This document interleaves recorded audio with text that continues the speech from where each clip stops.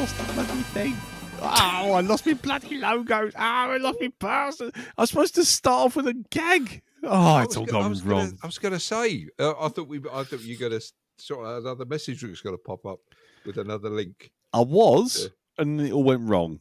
So here we are. Hello, everyone. Welcome to the Black Dog 200. I'm Lee. I'm Darren. I'm Jim. And we've lost all our format. It's all gone wrong. It's the wrong trousers grommet, and it's all gone wrong. Elton's not here either, so maybe that's why. I'll blame Elton. Oh, yeah. Yeah. Blame it on the Elton. I found that. Okay. Time out, everyone. Time out. Back up. Come on. And 3, 2, 1. Human Torch was denied a blank loan. Here we go. What's the most popular Christmas wine? I don't know. I don't like Brussels sprouts. Jesus H. Christ. If you don't laugh, you'll cry. Okay, I got another one. I always wanted to be a millionaire, just like my father. He wanted to be a millionaire too. Come on. Yeah. I started crying when Dad started cutting onions. Onions was such a good hamster. Dear. And finally, I was told never to date a tennis player. Love means nothing to them. Think about it. Had he dropped? Right. Thank you very much. Anyway, hello everyone. We're back on track. We've done it. We've wrestled it back into place. Oh dear. Hello everyone. Welcome to episode 200. Nothing special going on. It's just 200. It's just a number. Get over it. This week we'll see how everyone's week's been. Then we will take a couple of questions from Asking for Trouble, because we're asking for trouble. Mm-hmm. And if there's any feedback for last week's episode, which was good Lord, what was it last week? I can't even remember now. Planes, Trains and Automobiles. That's it. That's the one. I'm glad you're on this case, Jim, because I'll do my best. we'd be all at sea at the moment. So if there's any feedback for that, we'll read that out. And then after that, we're on to the penultimate episode, penultimate review for this year, which is your choice, Jim, which was? A Christmas Horror Story. A Christmas Horror Story, yes. A film, which I'm going to say this now, which if you know that it's on Amazon Prime, that's great. But if you don't know it's on Amazon Prime, searching for it, letter by letter, does not actually reveal it on the search. No, it doesn't. You type in A and then put a space in, type in Christmas, put a space in, type in H for horror story, and everything vanishes and it says no files found. And you go, okay, but I know you're there. And you type in the O and the 2 R's and another O and another R, and it still hasn't found anything. And you think, fuckers. And you type in STOR, and then just as you're about to type the Y in, it goes, A Christmas Horror Story, available on Prime. I found that out after installing bloody Plex to proxy watch the thing. And Plex was just like advert. Here's a minute. Advert. So, yeah. So if you watch this on Prime, well done. Your tenacity in searching is done a lot better than any of us. I'll tell you that. Fucking thing. Anyway, we'll get to the rest of that in a minute. Jim, let's see how your week's been, sir, or not been. Have you done anything? Is it all good? Not good? Mainly very busy working on my advent calendar. Nice. Seemingly with a great many interruptions and stupid things getting in my way, which is always the case when I'm just trying to get shit done, as it seems. Always. And it has turned out to be stupidly long, but it has been worth it, and I've got the last one to write tomorrow. Nice. Yeah, so that's good. And a couple of other things too that I'm knocking off for the year, me. So that's good. It's kind of, I did plan to have everything done by the start of December, and I lost most of November being poorly, so I've not done too badly. So I'm quite pleased. Yep. I have an update on the front door. I was speaking in error last week, obviously. Oh yes. The front door didn't get done today. Actually, when I actually spoke to Teresa after we finished recording, she said, "Oh no," he said, "the door was going to be delivered by today," which apparently has. It turned up yesterday, and he's booked in to come and do it next Tuesday. Oh, Conveniently, bizarrely, just before the next Black Dog recording. So it's like a little serial developing, isn't it? Yes, that'll be Did good. you tell him? Did you tell him? See you next Tuesday. Yep. No. No. I'll wait till he does a job first. Yeah, I want the door the right way round. Yeah, I was going to say you want it with a lock, and able to open and close. Yep. Yeah. All the door furniture, as the actual phrase is. Door furniture. Oh yes, yeah. When we got that, he sent us like page from the tradesman's sort of website, and it's kind of comes complete with all the door furniture. Door furniture. It means like the handle and the letterbox. Oh, That's the door goodness furniture. sake. Apparently, Jesus there you go. So hold on. So you got this from a tradesman. Yes, yeah. Well, he said, "What door do you want?" And he said, he said, "All right, what kind of thing do you want?" He said, "Right, I'll send you some options." And he just sent screenshots of the site he gets them from. So, Right. yeah. So we learned something then. Nice. Door furniture. There you go. Now you know. Um, If you're having a door fitted, you can drop that in and sound like you know what you're doing, so you won't take the piss. Okay, so that's a handy hint for you. Always know about the technical lingo when dealing with tradespeople and technical folk, because if they think you know what you're talking about, they're less likely to try and rip you off. Yes. it's not gonna. And you two can have a tradesman entrance. It's not gonna go Spinal Tap for you, is it, Jim? Keep him sweet, because you don't want to get home and find he's bricked up most of the door, but he's actually put a tiny door at the very bottom. Yes, I checked all the measurements. Not getting caught out about rookie error. Oh no, Exactly. No, feet for inches. Nope. Exactly. I've been to Stonehenge. Yeah. Stonehenge is 12 inches tall. Oh, dear. I apologise, by the way, for my coughing. I've got a cough, so if I don't hit the mute button quick enough and you hear me suddenly go and it just kind of cuts off, I'm not dead. It's just I didn't hit the mute button quick enough. Anyway, yes. So you've you got your door coming next week, so we could actually be live on the scene as your door's being fitted. Possibly. I mean, this probably could be working on it by the time we start recording. Nice. I very much doubt it, but you never know. Anything is possible. Well, let's stay tuned for Jim's door. What's behind Jim's door? It's like a mini Black Dog advent calendar. Doors that don't open. Yeah. Yes, yeah, that's very much a Black Dog door. Wooden door, yep. Wouldn't open. Yeah, wouldn't open. Yeah. Oh, right. Excuse me, sorry.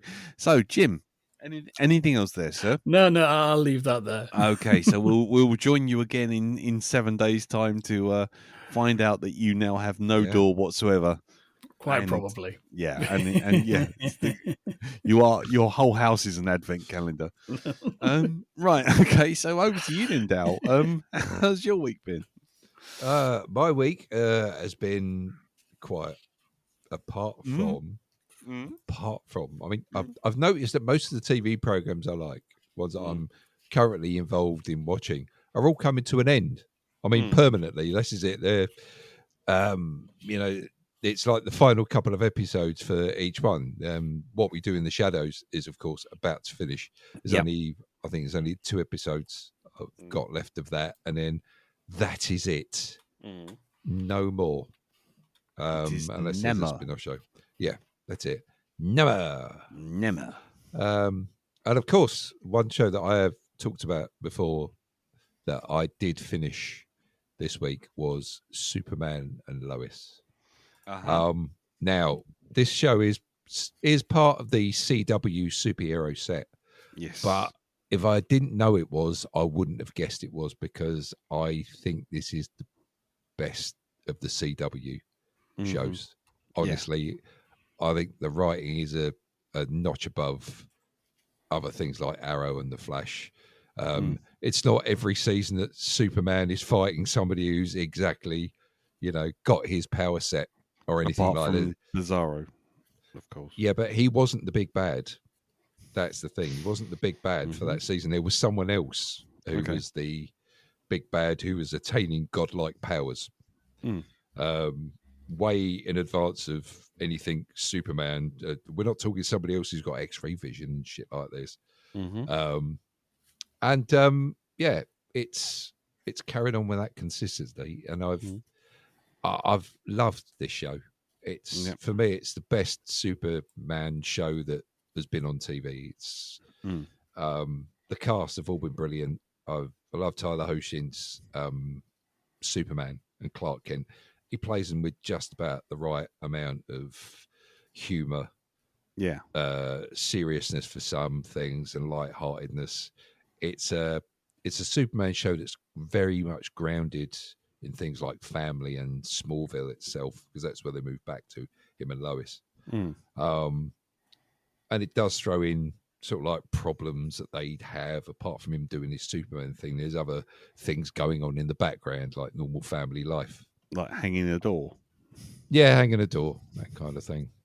So I've heard an awful lot about how people have been signing off for this Superman, saying thank you very much for being one of the best Superman ever. It's been fantastic watching your show, and I've not seen anyone having a pop at it this episode. So I thought, okay, let's do it. Let's go in. Let's watch the series.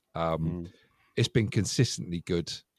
Every single episode, I've not had a single duff one for this one, as they've wound this show down for its last 10 episodes. It has been shortened, the series. And I got to the very last episode last night. Tears shed. With tears. Jesus Christ, it was fucking dusty in the room. I am not joking.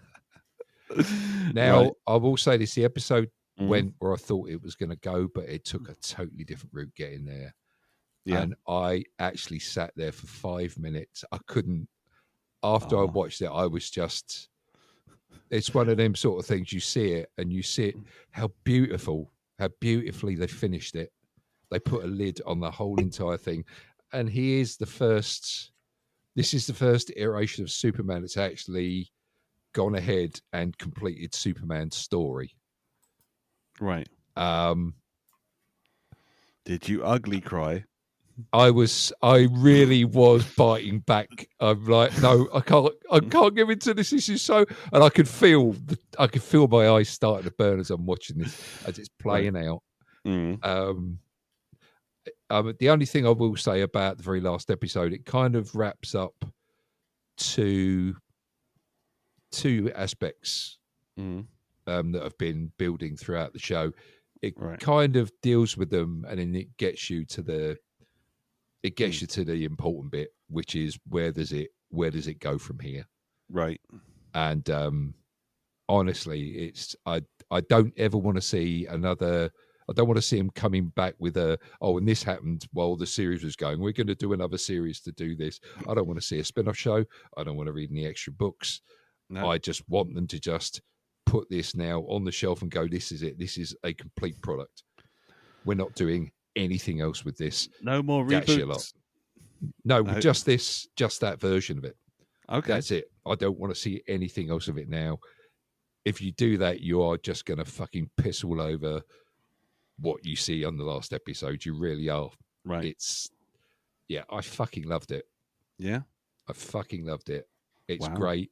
It's got so much heart in it. I can't even begin to describe it.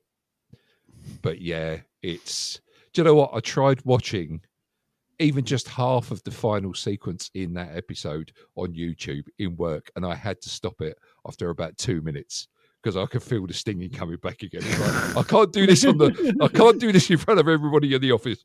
No, I have a reputation to maintain. Yeah, I have a reputation of a hard, cold-hearted person, because that's all I've got is a lump of coal there.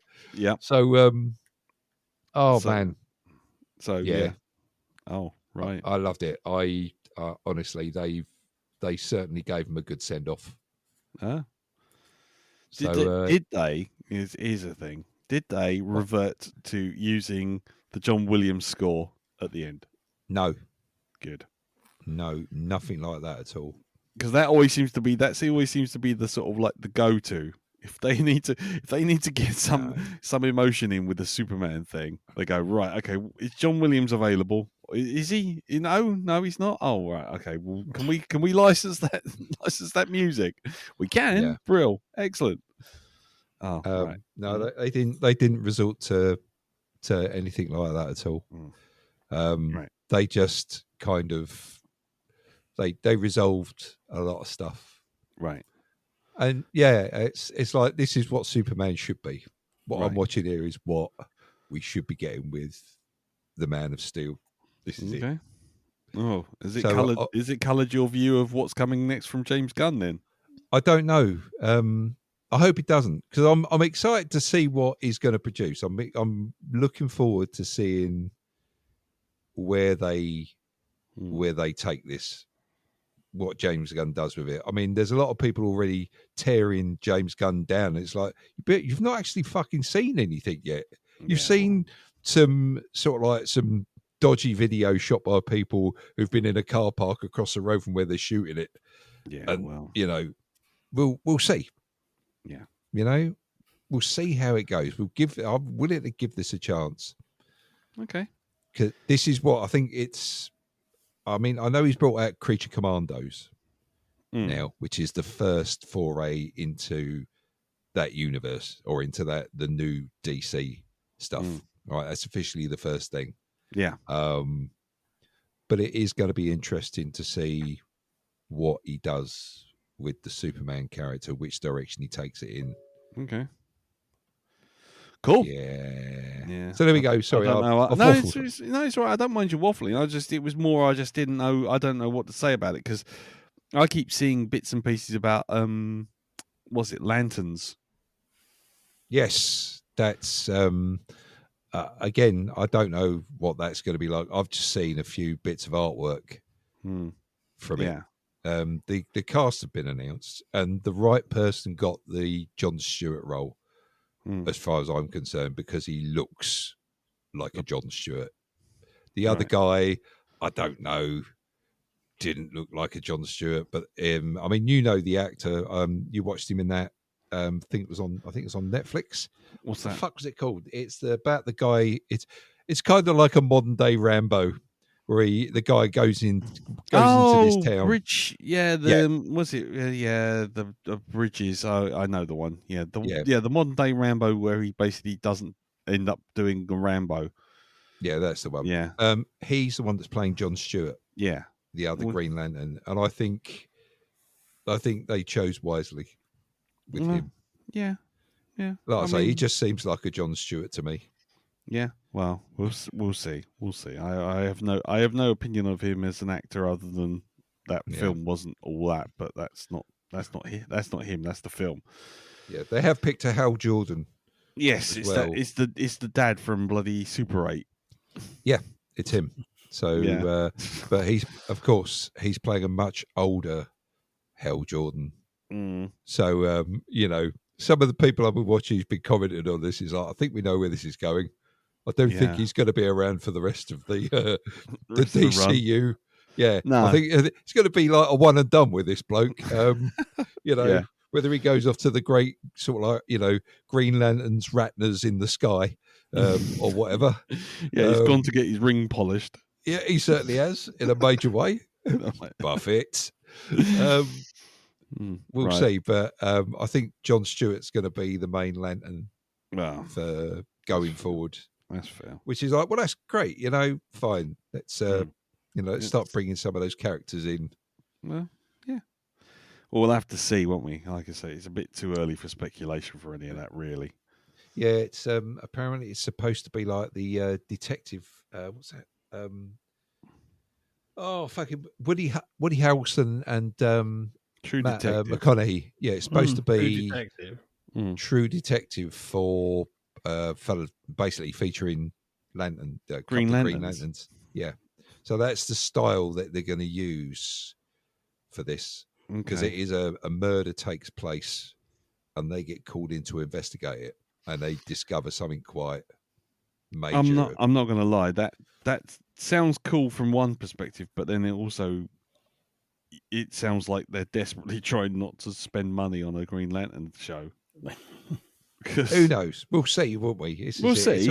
It's all speculation. It's all indeed, but if someone says to me, "What's a Green Lantern?" Oh, it's a space cop who goes to multiple different planets in a massive sector of space.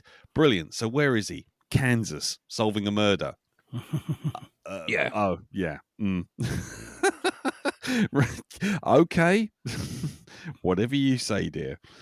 I've got an idea of what I think it might be that they're investigating or what they find, but well, it'll always be the parallax because they. That's funny you should say that, because listening to the description of what it is they're supposed to uncover, it's like is it parallax? Is it parallax? Is it parallax? It's that whole, it's like X-Men and bloody Phoenix. It's just like they have to get that in, even if it's completely contextless. It's like Magneto. He said that's the big bad TM. Yes, exactly. It must be in there somewhere. Yeah, similarly, like Robert Pattinson's The Batman. We have to have a cutscene just to remind you that Joker still exists. Yes. Like, why? Well, because Joker, Batman, Oh, is that it then? Fine. He's in it like if you must. An eye. Yeah, exactly. He's not in it for very long. But no, I'm not saying he is, but I'm just saying that it's just that whole thing of soon. You can't have like an episode of something where they don't turn up. It's like, oh, it's Star Trek. Okay, what do people remember of Star Trek? Klingons. Oh, right, okay. On the starboard bow. Yes, indeed, madam. Don't want Klingons off your starboard bow. Nope. I've got a cream for that. Set of suppositories as well if you want them. Size of fucking horse tranquilizers. Yeah, that'll make your photon torpedoes weep. Yep. He keeps coming back for these suppositories. I don't think he's here to just get better. You're not really here out for hunting, are you?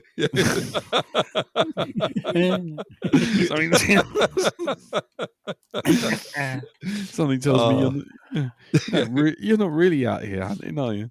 You're not really trying now, are you? No, let's just be honest. Right, okay. Anything else, sir? Oh, jeez, my bloody lungs. No, that's apart from going. I managed to get hold of a Lego Star Wars. There was Skywalker Saga 3. Yep. Very much enjoying that. Alongside Dredge as well. This is like one of those flipping between the two games.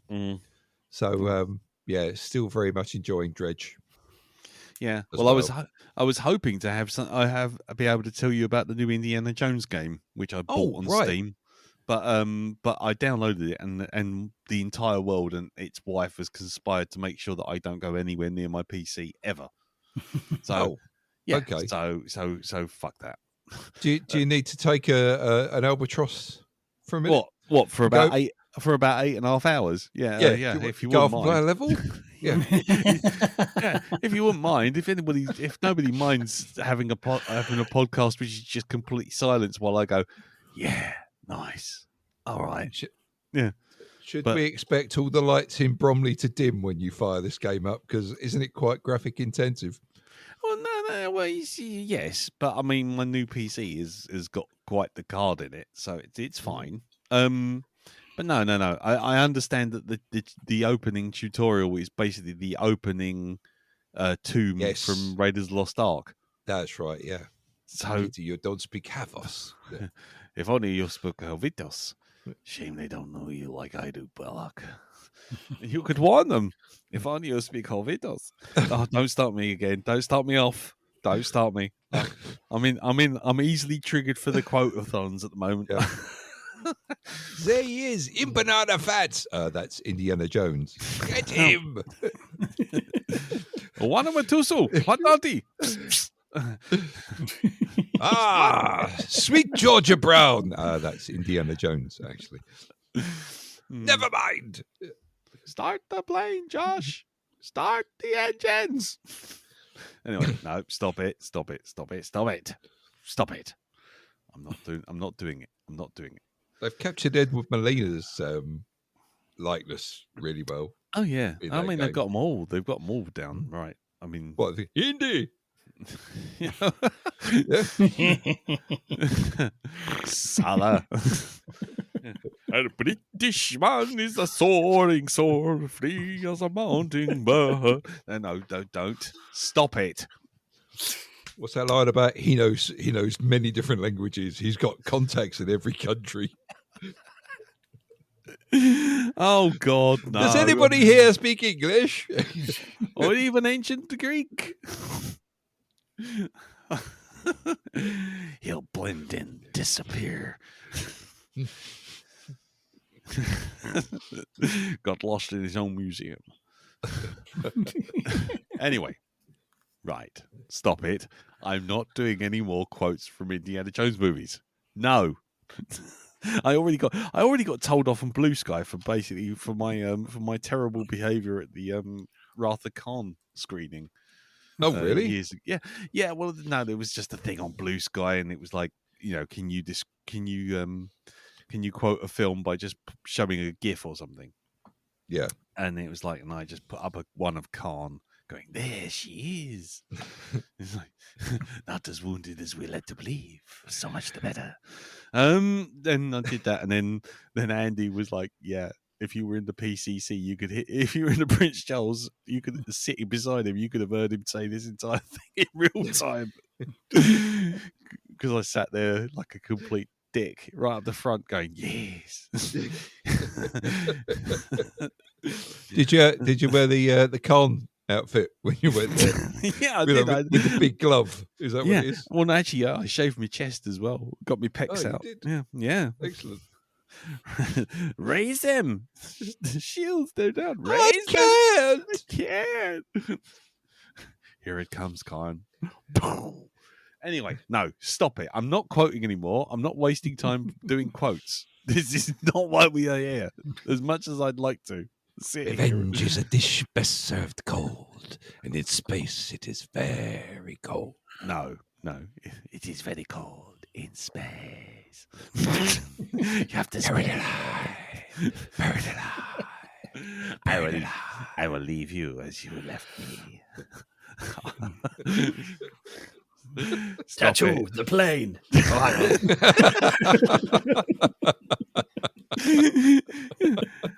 Yes, Tattoo. We must welcome our guests. Tattoo. All the things you said, all the things you said. Anyway, right. You are not the same Tattoo. No, don't. Why are you suddenly two Russian lesbian ladies talking? Anyway, right. So let's get on to my week very quickly, otherwise I'll get distracted again. I have been up to my ears in making Christmas videos for corporate bollocks. So I literally finished it today. So that's why I haven't played Indiana Jones and why I'm constantly quoting various films, because I'm going absolutely out of my mind with with Christmas bollocks. I just need to do something else. But I have managed to watch two things this week. The first one is on Netflix, Black Doves. I don't know if you've seen this. It's being heavily promoted all around the TV channels. Oh, it's Keira Knightley as an assassin, isn't it? Yes, basically, yes. Her and Ben Whishaw, and essentially it's 6 episodes. I've only watched 4 so far, and I won't spoil it at all. I'll only tell you what's in the first episode and in the pre-see, which is that she is like a covert operative for an organization just called Black Doves, and they and they essentially sell information to the highest bidder. They've got no nation, nothing. They just find information and sell it. That's their idea. Yeah. Okay. But she, during one particular mark, it turns out that this person is on the fast track towards government, and then you jump forward 4 years later, She's got 2 kids with this guy, and he's now the defense secretary. Right. Okay. She's bored. She's having an affair with someone else, and that someone else is assassinated. So now she has to keep the affair quiet. She has to try and find out who assassinated her boyfriend, why, and then also finds it's linked to a bigger conspiracy. With the help of another Black Dove, ex-Black Dove, played by Ben Whishaw. Right. And yes, and there's a lot of sort of personal relationships and complicated sort of plotting going on as the story goes on. I won't spoil any of it for you. However, there is something very, very odd in your head when you see this skinny, sort of disheveled little man blow someone's head clean off at point blank range with a shotgun and then talk with Paddington's voice. It's like, fuck me, that's a hard stare too far. That's all right. You can have if you want your fucking marmalade sandwiches, just fucking have them. Just, Christ. Yeah, because Ben Wishaw's character is very timid and a little bit. He's got his own backstory and his own plot going on, but it's just like, yeah, he's quite proficient at what he does. And does he give people very hard stares? If by hard stares you mean walk into a warehouse full of people with a machine gun and take out absolutely everyone, yes, he does give them hard stares. If you're talking about beating a man to death with a gay love statue, then yes, he does. he's fairly competent at giving hard stares in inverted commas. Yeah, I'm enjoying it. It's getting into that thing that most spy thrillers do, where either you're going along with the preposterousness of secrets and big global conspiracies.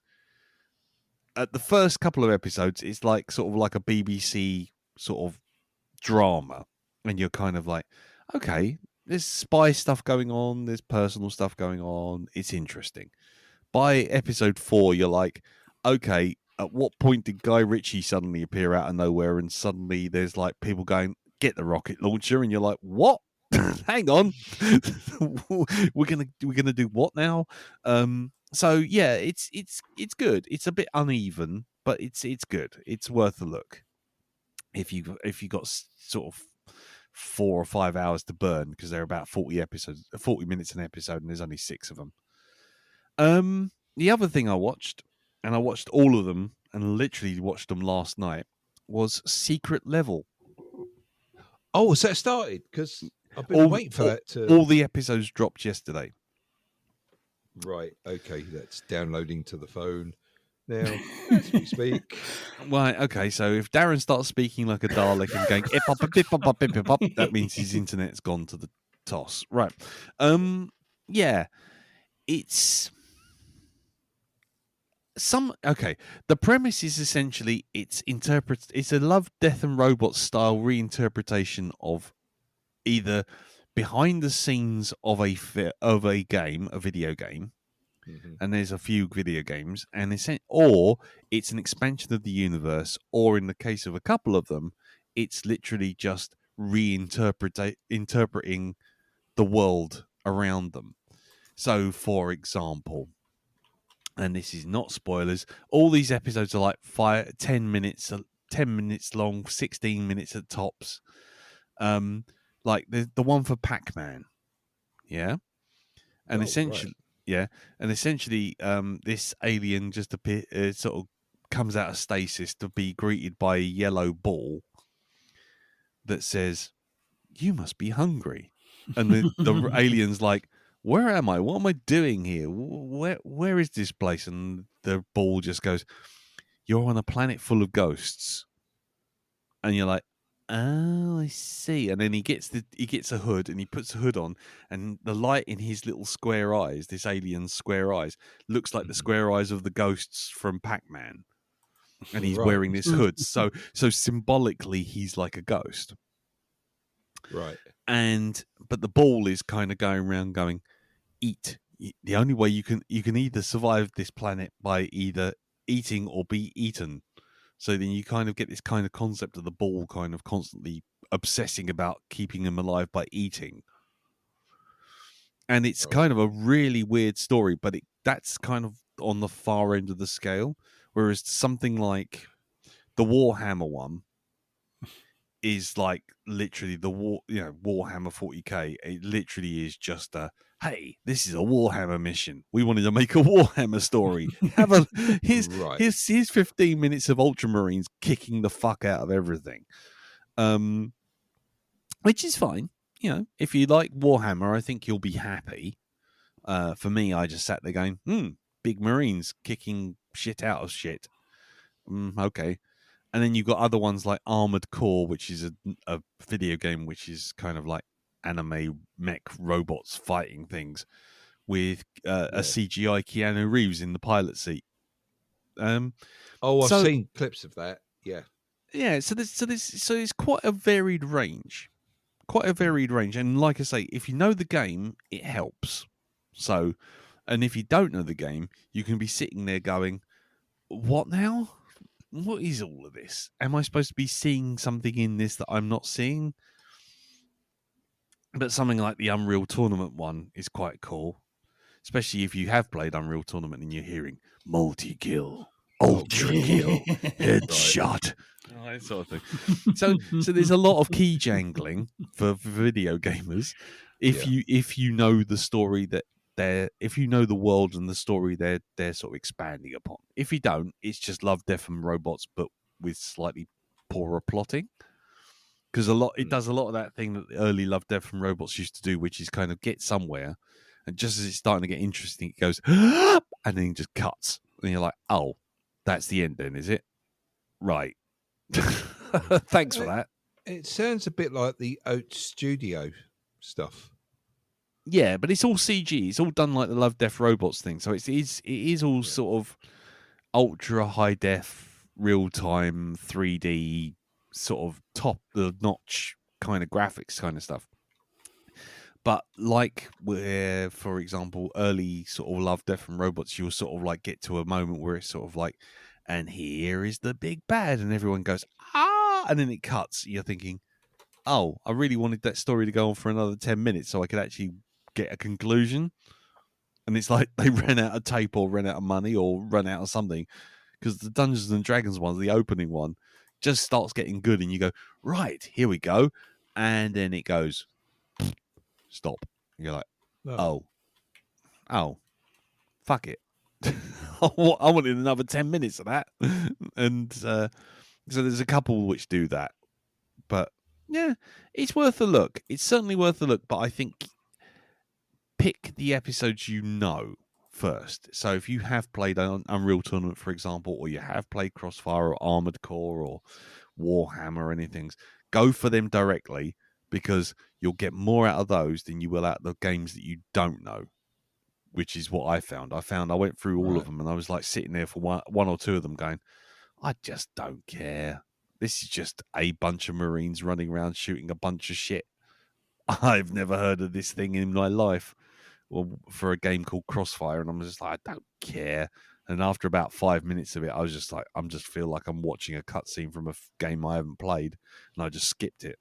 So, yeah, pick the ones you know the most is my advice to you. It's not like Love, Death and Robots where they're doing something interesting visually.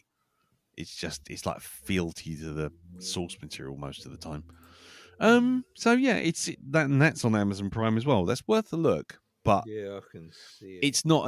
It's not as remarkable as Love, Death, Robots, which it clearly wants to be. And it's a bit of a shame, really. They needed better writing. It's just key jangling for gamers. So yeah. Right, okay. That's that. I was going to see something at the cinema, but didn't. So that's pretty much off the table. Right. So that's that. That's my week. Unfortunately, as I didn't really. Oh, it was Carol's birthday yesterday. Which is the reason why we're on late this week. Went uptown, saw the Natural Went to the Natural History Museum and saw this year's for wildlife photography gallery thing, which we do every year. Really good. As ever, we went, who won? That one? Don't like that. And then left, which is fun. Always check it out though. It's lovely, some lovely photos. I especially like the one with an ermine climbing up a rock. He's like sort of doing sort of a Mission Impossible, sort of straddling between two rocks, his arms and legs out, holding himself in a gap. It's a particularly hilarious picture. I like that, but apparently the judges didn't, so fuck them. But I got it on a fridge magnet, so anyway, let's go on to the feedback. Last week we did was it Planes, Trains and Automobiles, and we had some feedback for it. The first bit of feedback we had was Sean Gleason, who said that I always watched this movie thinking that Dell was a serial killer playing the long game, getting into someone's house, and then, which is kind of going along. Mike Burns posted up a recut trailer for making Planes, Trains and Automobiles look like it's recut as a thriller. So everyone's going along the same kind of path here. Yep. And then Mike Burns carries on and says, in defense of Darren's reading of the film, where it does seem to be much darker comedy in the original script. There does seem to be a much darker comedy in the original script and filming than we get in the actual released film. There's an hour's worth of deleted scenes available now on the disc and on YouTube. It's mostly extended versions of scenes that we've already seen, where the comedy is lingering on social awkwardness of the situation. In the extended scenes, Dell comes across as a far more manipulative character. The first cut of the film came in at over 3.5 hours, and they managed to edit it down to 2 hours, but the studio demanded another Barnard taken off, bringing it down to 1 hour and 33. 55 minutes of deleted scenes, and then he provides a link to all of them, which is really useful. Jeffrey Mark Hyman says, damn, I was all ready to come in here ranting about Darren's tinfoil hat being on too tight, but it turns out there's something of a theory here. I still adore the movie and the range of emotions it elicits. While Thomas McCambley, first-time feedbacker, said, I can't remember the name of it, but there's a documentary about Steve Martin currently on Disney+, and he talks about his past projects. I remember being particularly touched by Steve's fondness for John Candy's acting and his ability to show hidden pain. It turns out there was a long scene with Neil and Dell in the train station where he unloads everything about how much Dell misses his old life and how much pain his daily existence is without his wife. Apparently this was filmed, and Steve was absolutely broken over Candy's portrayal as a broken man. Even thinking back to it causes Steve to stop during the documentary for a few moments. And that's the truth of Dell and Candy funneling his pain into it. So there you go. Then Mike Burns comes back and shows Thomas McCambley the actual deleted scene. It says, there's a reading of the deleted scene here. I can imagine it being really powerful when delivered. And so there you go. All of that is on the Facebook group underneath the episode. Underneath the episode for Planes, Trains and Automobiles. If you have any feedback for that episode or any others, by all means, send them in to feedback@Black Dog Podcast or jump on the Facebook group, facebook.com/groups/the Black Dog Podcast. Also, just as a matter of sort of admin for the Facebook group, we had someone jump on not too long ago and ask for approval. That person hasn't been approved yet because I haven't been able to work out if they're legitimate or not. If that person is listening right now, I'm not going to say your name because I don't really want to single you out because that's just me being paranoid and Facebook's being funny about letting people in. Could you just send me a direct message if you're listening to this and you hear this message, Mr. Mystery Person, and if you do, then I will let you through. It's just Facebook was being a bit weird about your profile, so that's all I'm going to say. Bing bong bing. little parish notice. Ding. There you go. So, mystery person who's sitting there waiting to join the Facebook group, if you can hear me and you are a legitimate person, send me a message and I will let you through. And I won't believe what Facebook is saying that you might be. Does that make any sense? I don't wish to cause offence. I'm just saying what Facebook's doing. Ah, good old admins. Right. Anyway, so moving on from feedback, we also have this. When he says pressing the button. There are more questions than answers. Yes, here we are again.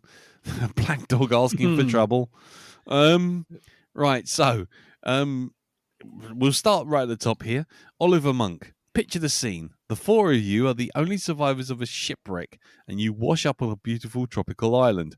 There's a spring of fresh water and a fully built Swiss Family Robinson house, because even in fantasy, we can't expect Lee Metcalf to do DIY.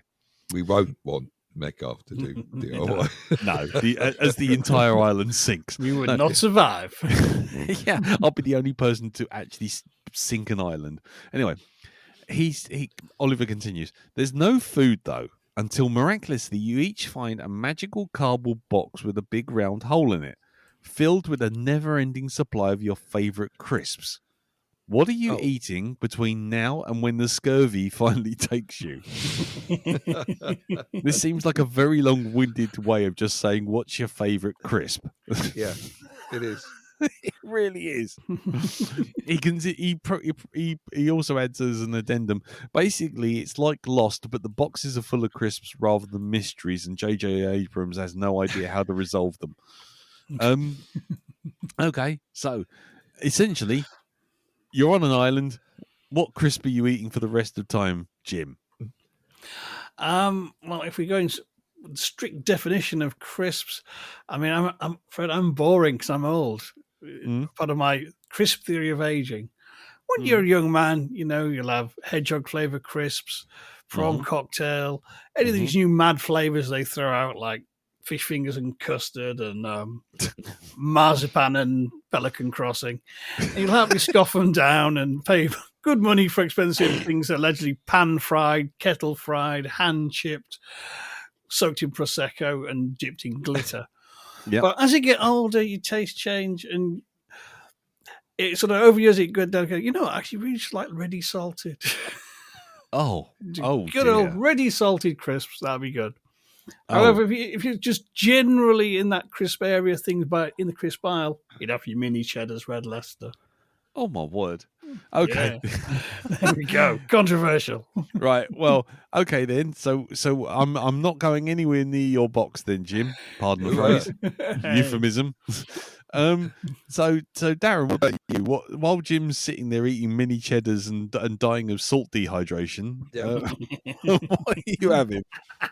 Well, I'm going to be really boring as well and go for salt dehydration.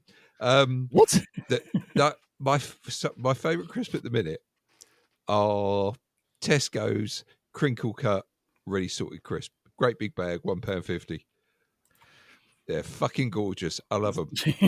What part of that is the important part? Is it the ready salted, the crinkle cut, or the £1.50 a bag? Well, they did say that be specific with your crisp, and I'm being as specific as possible. So there we go. Right. Okay. Fine. If we're going to have a second one going in there, let's see. So, the mini cheddars sounds really good, actually. But the barbecue mini cheddars. Oh, yes. Tempting. Right. Yeah, they are tasty. Oh, they are. Yes, very much so. Very Moorish. Right. Okay, then. Now, God, I'm going to sound like a right ponce now, aren't I? Yeah, you are. What is it? What is it? Is it Prosecco fucking pigs in blankets or something like that? Is that what it is? No. Pan-fried penguin. Yeah. Pan-fried penguin. And we- Sauteed horse hoof. Is that it? Yeah, without a doubt. It's Wolf nipple chips. Get them on a hot, they're lovely. Jaguar's earlobe, only half a dinar. Ocelot spleen. No, it's quote-a-thon today, isn't it? No, actually, I don't know if this counts. Does this count? I mean, I'd have to ask. We'd have to sort of wait for an adjudication from Ollie on this one. But I would go for Doritos Flaming Hot. I think you mean Doritos. Sorry, what was that? I think it's pronounced Doritos. Doritos. Wow, I'm not that pretentious, Jim. Steady on. I know where the O goes. Doritos. It's Mexican or Spanish. It's not East Finchley. It's probably where they're made, though. Yeah, probably. It's probably more. There might have once been seen a picture of a sombrero in the factory. Yeah, the closest they got to Mexico was basically someone going "ay ay ay" as they trapped their finger in the door. So anyway, yeah, Doritos Flaming Hot. Oh my life, that's got some tang and some taste and some heat. And if I've got infinite spring of sparkling water, that's got to be me. There's going to be some of that. None of this. Just salt. If I wanted salt on a piece of cardboard, I'd bloody just stick my face in the sea. What's the point? Take the cardboard box, stick it in your mouth, and stick your face in the sea and go nom nom nom nom nom. You're on a desert island. There's oceans of salt everywhere. So yeah, good point. Well made. Go for something else. Go for flavour. Pound it down to Flavour Town, madam. Yeah, so I estimate. I don't know what Elton's going to pick, but I'm going to say cheese and onion. What do we think Elton's going to pick? He'll definitely get the rolls route. Yeah. I think ham and cheese sandwich. That's the flavour he'll choose. They're just about yeah. Or salmon paste. There we go. Fish paste. Salmon paste. Scotch egg crisps. That's what it'll be. Pork pie crisps. Yeah. A Melton Mowbray pork pie flavoured crisp. That's what it'll be. I think maybe so. With some pickled onion and maybe like general bread. No. I mean, no. Bacon or is that frazzles. Pete Org? Yeah, that's Pete Org. Pete Org's the one who sat in the bloody IMAX while we watched bloody Independence Day and ate a pork pie. Did he do seriously. the Salt Bay thing, with the salt? No, Salt Bay wasn't a thing at the time. We were watching the Independence Day bloody sequel. It was Poxy.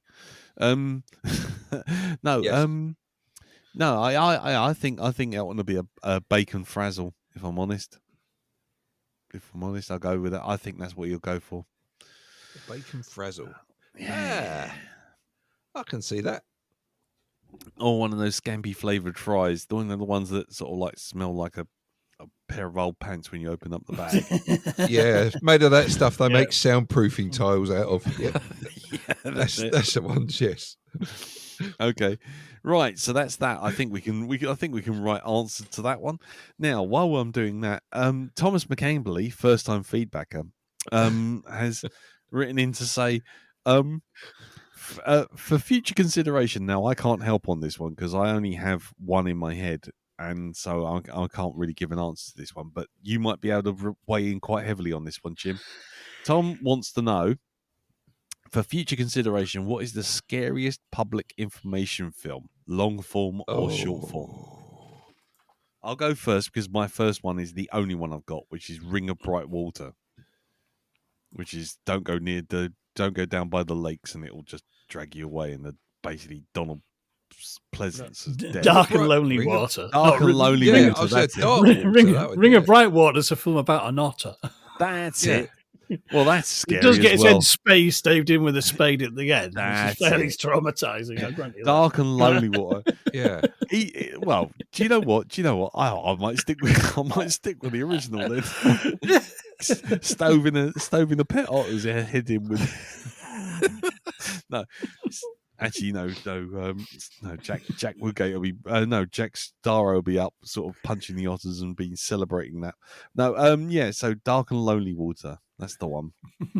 That's the one for me. But go on in. What do you reckon for scariest public information film? All right, for the short one, for me, it is one about frozen ponds, right? Which is beautifully animated, but it is kind of, it's all like really sort of like stylized, and it is about the danger of don't play on ponds because you fall in and die, and it's unbelievably bleak the way they actually show kids skating on a pond, and then it cuts to ambulances and stretchers, and it's really, really bad. There's a long one which is kind of in the vein of Apaches and Building Sites Bite. There's 3 really long ones that were kind of like designed to be showed in schools. Oh, right. Rather than just in an ad break. And these were like, they're like 20, 25 minutes. There's one of Apache's about don't fuck around on farmyards. Building Sites Bite, self-explanatory. And there's a third one, the finishing line. Now, the first 2 are very much kind of effectively like slasher movies with kids or Final Destination for kids because it shows you kids die. Don't do this or you'll die. You know what I mean? And it shows you the kids dying. Like on the far one, a kid drowns and suffocates in a grain silo. Oh, God. I mean, they're unbelievably fucking hard hitting. Yeah. But the finishing line is even worse. It's like a fantasy about a kid who likes fucking around on train lines, and he imagines kind of this sort of fucked up dystopian school sports day where they have events like throwing rocks at passengers and smashing windows. And even more grim, the tunnel marathon. Which doesn't end badly when a troop of kids, like in a school sports day, just go into a tunnel and hardly any make it out again. And just lines of bodies being dragged out, all covered in smoke, soot and blood, and just piled up with white sheets over them. It's fucking unbelievable. And they showed this to kids. They're all on YouTube. It's a cheering watch. Believe it. You will not believe how hard hitting they are. The finishing line is generally the most horrific thing I've ever seen. Bloody hell. Okay. Yeah. Right. Well, blimey, that's good. Right. Dow, do you have anything you want to add on to that? No, I was going to say the Dark Water one. That's about the only one that I can remember. Yeah. While Death, that sounds remarkably like Donald Pleasant, stands there and stares at them, going, "Don't do that.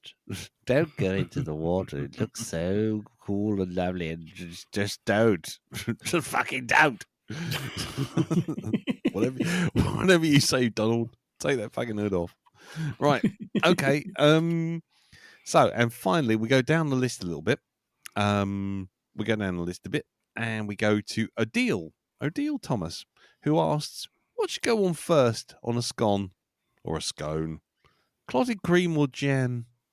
Oh, good Lord. That's a hard one. Yeah? Okay. Yeah. Well, I'll tell you what, I'll go first. I'll rip the Band-Aid off and get people from various places angry at me because not been a long time since anyone's had a crack at me about nonsense. But anyway, I would say, right, your thing that you want, if you want everything to stay in place, you put the jam on the scone first, and then the cream on afterwards, because the cream will stick to the jam, right? Interesting. So that's the plan. So it's like glue. However, if you want a tasty scone or scone, depending on how you want to pronounce it, scone, you put the jam on second. You put the cream on first onto the scone, or put the jam on, because then when you bite into it, the first thing your mouth hits after the scone itself is the jam, and jam tastes tangy and lovely, and then you get the cream afterwards.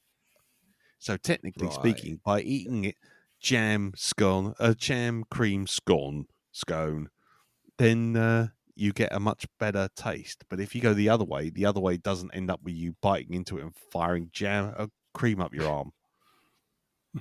As you do. So over to you, gents. I've ripped the Band-Aid off, and people from all over the country are now shouting at me going, scone, no, yes, cream, jam, fight. So over to you guys. Do you want to field it down? Because I've got a technical answer. Oh, God. Okay, I'm going to have to blank my mic before I cough all over the place. Go on, Dal, go. Say that again. What was the question? Oh, you cunt. Oh, shit. Hold on.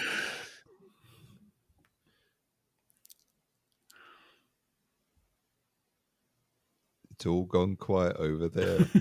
It's all gone quiet over there. Okay. All gone Here I quiet. am. Yeah, right. Okay. It was on a scone. Great. First or jam first? All right. Yes. Jam first. Yeah. No. I would. I stopped coffee just to give you that question again, and you still haven't got a bloody answer. I would probably go with the cream first and then the jam on top. Yeah. Is that or maybe I'll go completely supervillain about it, and I'll put the cream on one bit and the jam on the other and have them as two half scones and say fuck you to society. Because I'll see your way. That's what I want to do. And you know what I'll do? Maybe I'll put some of Tesco's crinkle ready salted crisps in there as well, just to fuck it up a bit. You know what I'll do? I'll just cut them open, leave the jam and the cream in pots on the side, and I'll eat it with butter. Freedom for tooting. Yeah, I'll just leave the scone on one side, and I'll just eat the jam and the cream from pots with my fingers. Yeah, with my fingers, that's right. Do you want the correct answer? The correct answer. Oh, there is Jim, a correct answer. You're putting your life on the line there with a definitive statement of a correct answer. Go on in. No, because this is a regional thing. Okay. In Devon, if you're in Devon, it's clotted cream first, followed by the jam. Right. If you're in Cornwall, it's jam first, followed by the cream. Okay. Anything else, do what you like. Personally, if you're having clotted cream on a scone, you might as well whack some butter on there first and go for the full heart attack. Yep. What about spray cream? Oh, that's right out. No. No. Philistine. It's only good for filling paper plates for comedy custard pies. That isn't a foodstuff. That was effectively stationery on Tiswas. That's what that is.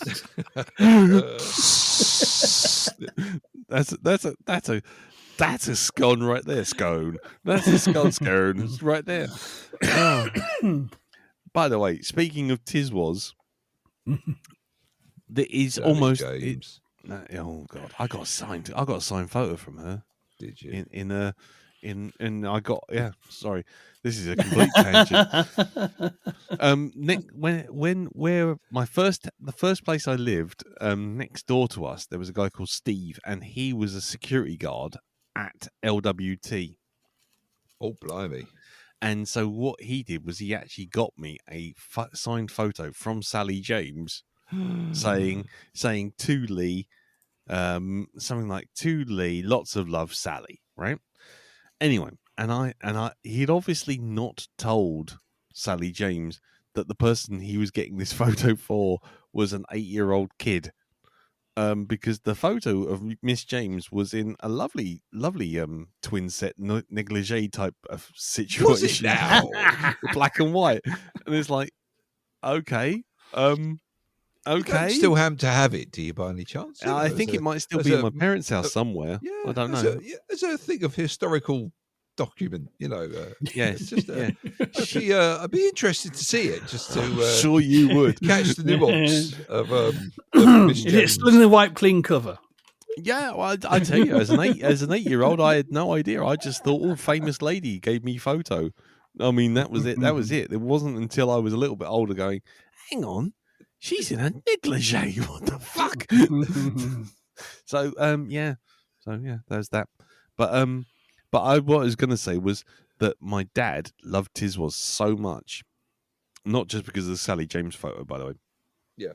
That for my 10th birthday, my brother's 10th birthday, we had a Tiswas party in our garage, which involved basically getting all the kids in the street to come round into our garage, and basically we had a custard pie fight.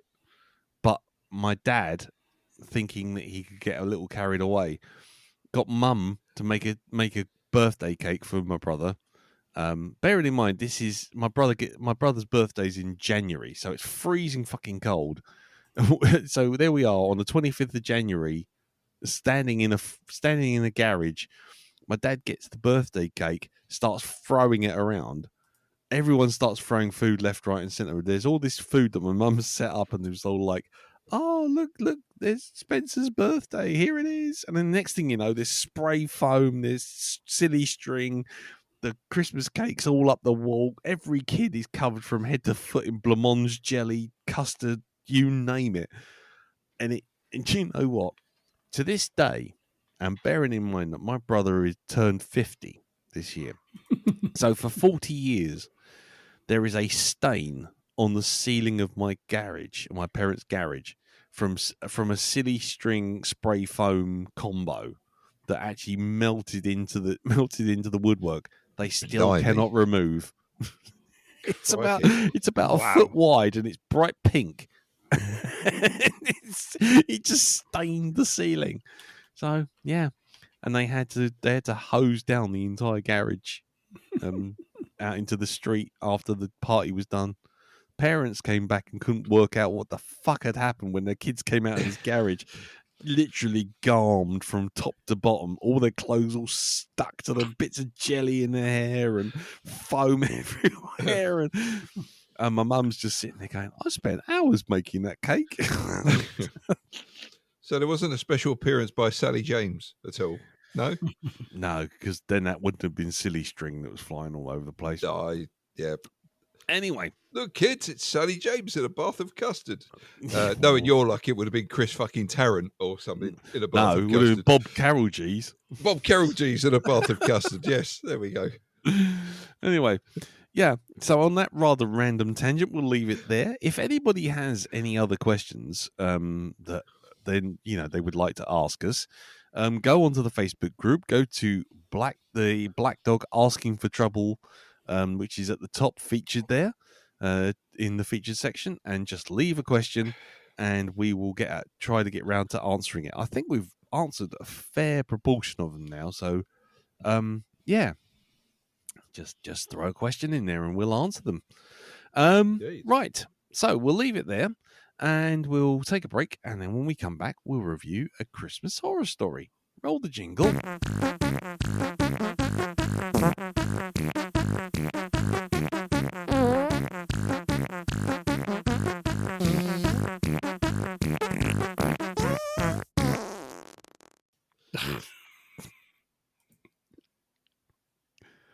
Right, so A Christmas Horror Story, 2015 Canadian anthology horror film, directed by Grant Harvey, Steve Hoban, and Brett Sullivan, who, if memory serves, and I'm not doing this from the wiki, they make Ginger Snaps? Yes, yep. All three of them are involved with all three of the Ginger Snaps movies. Trilogy. Yeah, cool. Okay, Ginger Snaps. We really should do that because I remember having that ages ago. I've not seen. I mean, means to go back to it for ages because I remember. Yeah. So, anyway, yes, slight tangent there in the opening. So it was released, limited theatrical release October the 2nd, 2015, and then a video on demand release much later than that. The film is a series of interwoven stories tied together with the framework by a story driven by an increasingly drunk William Shatner. Dangerous Dan. Yeah, Dangerous Dan. Dangerous Dan. Just pissed off his head on eggnog brandy. Right. The film has no budget listed, and it has no take home listed either, because I think it didn't stay very long in the actual cinemas. So, how much do you reckon it made at the imaginary box office, Jim? I think it made 5 million. Christmas cookies, you Christmas cunts. Yep, that sounds fairly fairly reasonable. What about you then, Dal? I think it made 4 gallons of gin, and an axe right through the forehead. Right. Well, you're both wrong, because what it actually made was a baby down in the basement. Ooh, yeah. Nice. Golf clap. Well done. Thank you very much. Thank you very much. I would say that I thought of that on the hoof, but no, I came up with that last night. So anyway, right. So we'll go around the table before the spoiler zone, and we'll start with what everyone thought about it without spoilers. And we'll start with you, Dal. What did you think of A Christmas Horror Story? Well, yeah, you know, as I was watching it, I thought, you know what, it's a fun little film, right? Okay, it's got about just about an acceptable level of acting in it. Okay, for what could be garnered as acting. Right, it's that bordering on it. You know, it's like just peek through the gossamer curtains between that and not acting, and you'll see the not acting on the other side. You know, so it's balancing on that fine line, right? Yep. So it's just like, all right, this isn't terrible or anything, and I was genuinely enjoying it. Right. Okay. It's fun to watch William Shatner do his thing, speaking to the non-existent Susan, I think it was, or whatever her name was, off camera. Yep. And of course, you know, fuck Christmas. That I loved all that. He's writing me a Christmas card, you know, that kind of thing. Yep. Yep. I genuinely enjoyed that, and it was nice to see William Shatner just seemed to be enjoying what he was doing. You know, that'll be the blues. Yeah. Go on. There's just one scene in it that I thought, that's not what I think it is. Oh, this is even worse. It's not that. It's something else. It's a child's arm. And there were sex noises. Oh no. Oh God, no. Why did you have to do that? Why? I need to go and scrub myself clean now. Okay.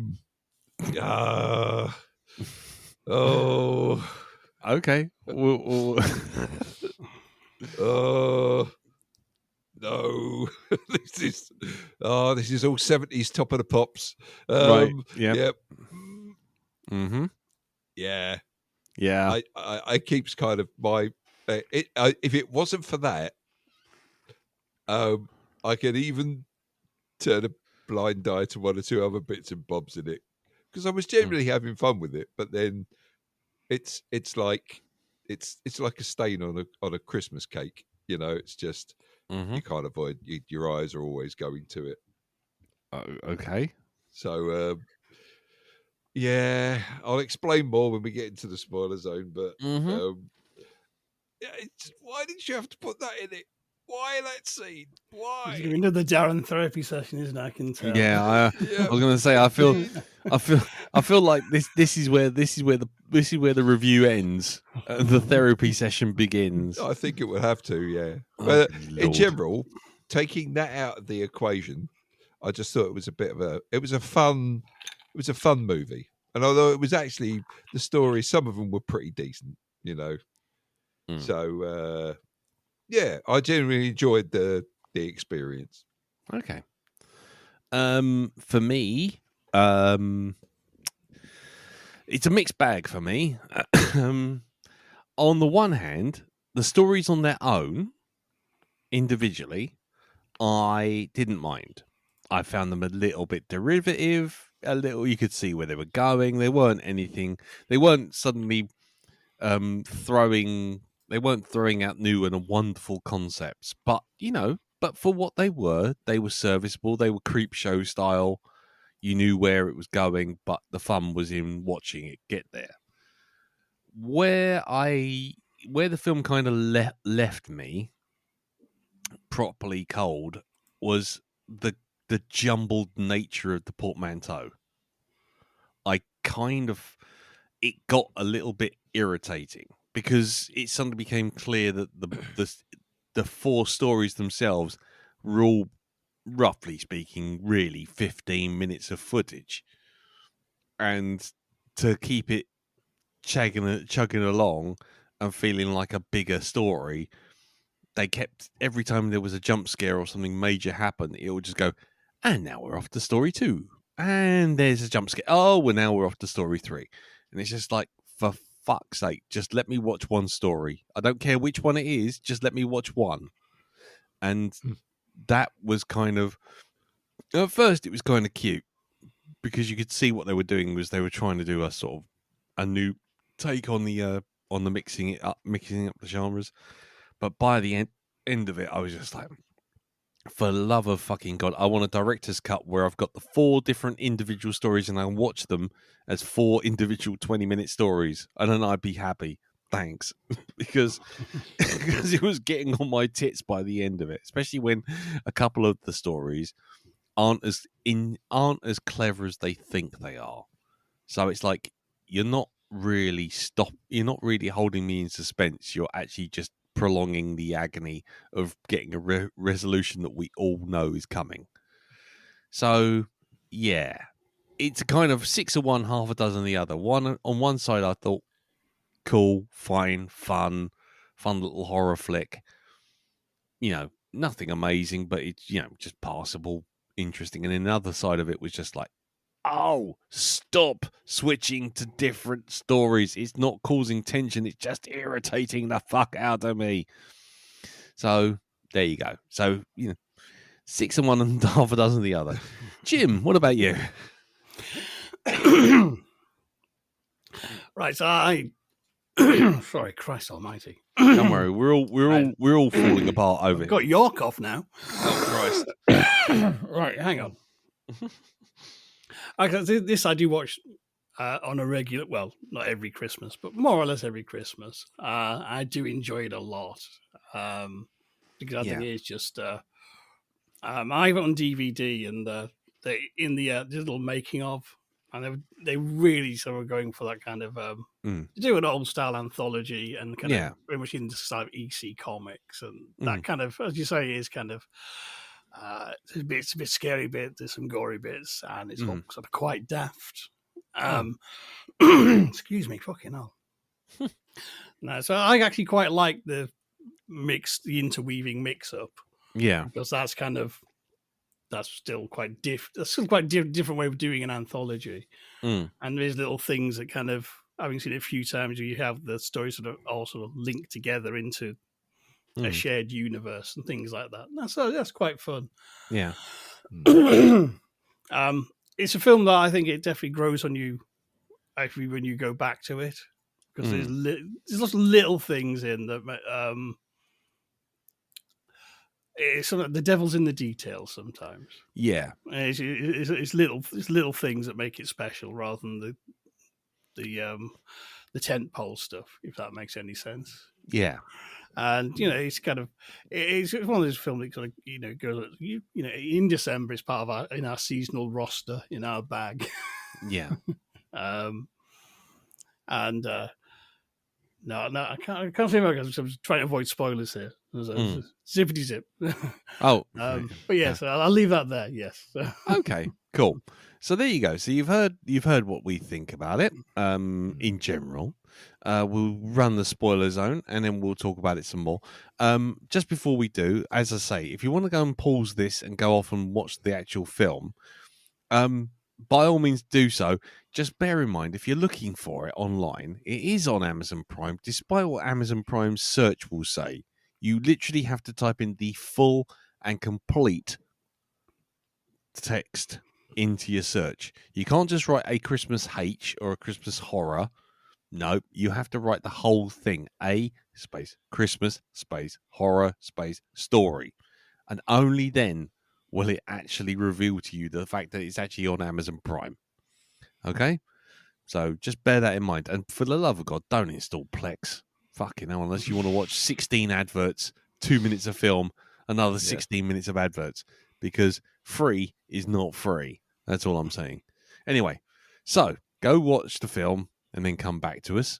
And here is the random selection of samples that just tells you it's the jingle. Hold on, here we go.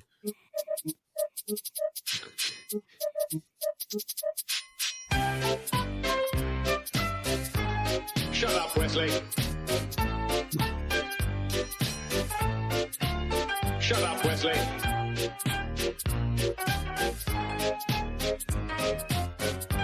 Shut up, Wesley. Shut up, Wesley. Shut up, Wesley. I'm just going to keep pressing that.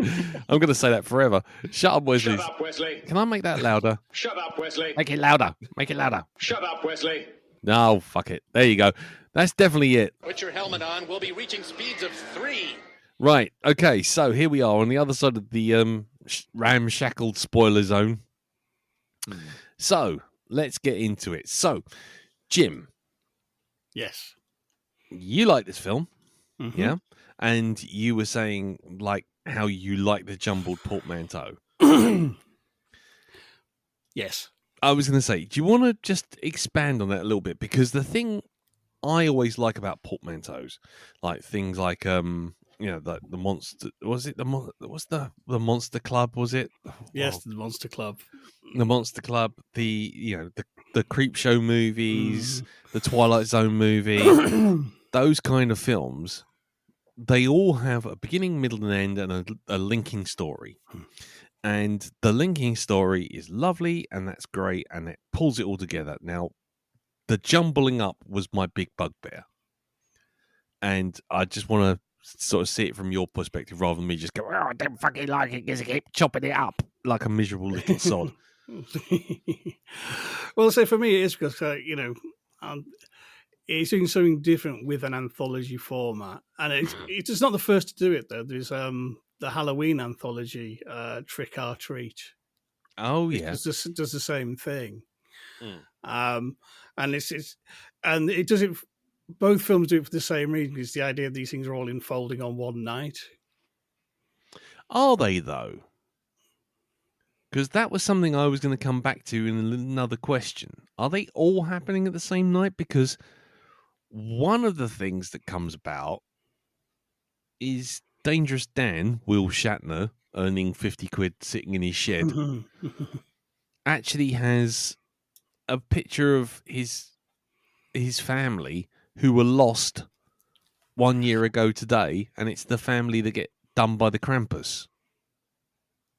No, that's a family that's one of the kids who were murdered. Is it? Yeah, because it's one of the kids who's murdered in the basement is Connor, and that card is signed Sonora and Connor, Too Dangerous Granddad. Oh, okay. Yeah, Because I obviously got that arse upwards. It wasn't illustrated properly because I saw the photo of the family on the front, and because I was just watching it on my phone by the end of it, because I was just like, it's late at night, I'm watching it on my phone, and that photo to me looked like the family that was in the car. No, because it's because then he's talking about hold your loved ones, hold them tight, give them a hug. Hmm. And it's because his grandson is one of the kids who got murdered the year before. Right. Okay. So the whole thing takes place over a single night. Okay. Yes. Yeah. Right. And likewise, the cop is the cop who investigated Yeah. the murder. Yeah. Yeah. I got the bit with the cop and the cop with the changeling and and the family that gets done by Krampus is the ones that have the keys to the the keys basement, to yes. the basement, Yeah. and so Mhm. that's how that all interlinks. Okay, Mhm. that's cool. Cool. So anyway, yeah. So go on in. So back to the actual jumbling up. You're saying like Trick or Treat did it. Yeah, because it is. They say it's the idea it's unfolding over like as you know, in one night. Whereas your traditional anthology format is kind of this: you don't be 4 people somewhere and they sort of tell a tale, and Yeah. you go around the table. Well, you know, and I think it's kind of it's fun to do something kind of a bit different. And I mean, because I when I watched this, I didn't. I'll tell you how I came to watch it, because it was when Therese was studying in York, and I was just chatting on Messenger, and she says, "I'm watching this film where Santa's elves have turned into zombies." And I'm like, "You what?" I said, "What are you watching?" She said, "Christmas Horror Story." "Well, it's on Amazon Prime." "Okay," I just stuck it on. Yeah. And so it took me a while going, "Oh, all right, see, it's an anthology. I see what you're doing." And you know what I mean? Yeah. So it kind of, I was just like I've always just been along for the ride with it. And I thought, oh no, I quite like that kind of switching between the stories. It's all happening on one night. And then when I've watched it again, you start going, oh yes, right. So the copy investigated that, their girls. Ah, yes, that's where they got the keys from, blah, blah, blah. And Yeah. And that's so, I think that for me, that's quite fun and sort of satisfying to have it sort of go that way. Because the problem with traditional anthology is you go, all right, with any anthology, it's always a case of however many stories there's always one you don't take to. Yeah. If you know what I mean, you sort of, oh god, let's get the next one. You know what I mean? Whereas this kind of puts it more all in the wind. And I think the stories actually sort of prop each other up better, because they are sort of simple EC comic style sort of cautionary tales of be careful, don't fuck around with things you don't understand, because they'll bite you on the arse. But I think it's also sort of, I say much if there's more like thematic things as well, that sort of where they're playing off each other, that the structure makes a lot of sense to tell the stories that way. I mean, I would like to see a cut where all the stories were put together like old style. I think that would be fun. Fun to see, but I don't think it would work as well, because the way that you are cut up, it is to ping pong. You really should the big end reveal with Norman. And they kind of this town that had one tragedy has another fucking terrible Christmas, and it's probably Krampus's fault actually. Krampus has been unleashed. In fact, the town is the same town from Ginger Snaps, isn't it? I'm not sure. I'll have to look that up. But the town's called Bailey Down, which is a riff on the town in It's a Wonderful Life, which is Bedford Falls, where George Bailey lives. Yeah. Oh, right. I see. Yeah. Okay. Hold on. I'm going to look up. I'm just looking at Ginger. No, I've got the biscuits up. Wrong. Stupid Wikipedia. Yeah. I'm sure that is the same place. That's it. Rash of dog killing strikes the suburb of Bailey Downs. There you go. Nice. Well remembered, sir. There you go. That's why I'm the fucking host. Yeah. Okay. Well, we'll definitely have to watch Ginger Snaps then. Right. So, I was going to say, Darren. Yes. What about you? How do you feel about the scrambled portmanteau? The scrambled stories? I didn't mind it so much. I didn't think it was really that scrambled. Well, it's not scrambled, but the chopping it up is more the point. Yeah. I seriously didn't mind it. Okay. Yeah. Just me then. Yeah, just you, man, you freak. Oh, no. In fairness, a few of the reviewers have said they just would have preferred it in the traditional anthology format. Oh, which right, okay. I do get that, and horses for course. And I say I'd quite happily watch a cut done that way. I'd be very interesting. Yeah, it'd be lovely to have both cuts so you could choose. Yes. would be good, that one. Okay. So it didn't bother you at all then, Dal? No. That Okay. wasn't the thing that bothered me. No. Shall we just get to the therapy session and just jump Let's straight to it? let's get to the therapy session. The Let's do that. nipple tweaking changeling? Is that what we're talking about? We are, actually. Well, it wasn't nipple tweaking. Trust me on this. Because that's not no. That's not what is suggested from considering where the nipple change or nipple tweaking demon or changeling actually is when stuff is going on. Yeah, it's that whole thing. Just to describe the scene to anybody who hasn't watched it, basically, the mum is sleeping in bed, and all of a sudden, you have to get a bit further back than that because What? you have to talk about the changeling itself. Oh, okay, right. So, in the actual story, this couple's child has been taken and replaced by a changeling. For anybody who doesn't know what a changeling is, it's a demonic being, whatever, that can take on the form of whatever child has been kidnapped. And you see its kind of odd, terrifying looking face when the reflection, you look at it in reflection, you can see it then being this blank grey face with burning red eyes. And what happens in the scene is the mum's laying in bed, and all of a sudden you see the duvet, a lump in the duvet, suddenly forming on the side. And it starts going towards the mum. And it's like, well, this is obviously the changeling. And I'm thinking, so we're going to see the changeling climbing up a body. And as it's climbing up a body, Mummy is making sex noises. And trust me, I've heard enough of them in films to know that they're sex noises. All right? It's the moaning, the groaning, the writhing that she's doing on the bed. It's like, you're enjoying that a little bit too much. Right? Right. So you can see it working its way up her body, and I'm thinking, so we're going to see the changeling any minute.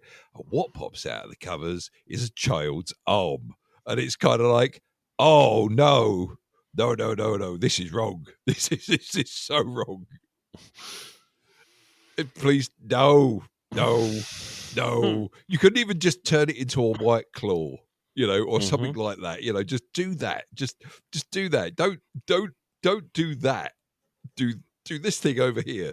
Don't do that because this is wrong. You'll do anything for love, but you won't do that. Exactly. It says something that I'm less bothered by a demon groping her than a small child. I think. I think most people would probably be like that as well. We can take the demon, but a small child, basically, no. Groping grown woman. Oh no, that is years of therapy. That is okay. So it's like, just don't, man. You didn't have to do that. You could have done anything you like. You didn't even have to show an arm coming out the covers. You could have had it as a totally, ambiguous thing, and her waking up suddenly, and yeah. I this is part of. I mean, I think this is part of. Sorry, Jim. You want to say something before I go down the road? Go. No, I was going to say this is part of. Scene. This takes me back to a long time ago. No, with a Dandy comic. No, no. I was going to say this is part of the weird construction that was throwing me off. And this is going to sound odd, but it's a really strange tone with this film, where on the one hand, it's bloodless and it wants to scare you by showing you the before a murder and the after a murder, and before the scary thing and after the scary thing, but then stick some music in that goes bling all the time. And then, on the other hand, it's schizophrenic. There'll be the Santa taking, little elves' heads off. Oh, Shiny, not you, not you, Shiny. As he takes his fucking head off. Yep. We've got Or- Shiny, we've got Baldy. Twinkles, Sparkles, no. And then on the other hand, you've got sort of, we've got implied child born going on, but it's not, because it's obviously it's a demon, and it just looks like a child. So that's the corruption of youth and the innocence and all that sort of stuff. But it's the thing is, it's kind of really tonally all over the shop.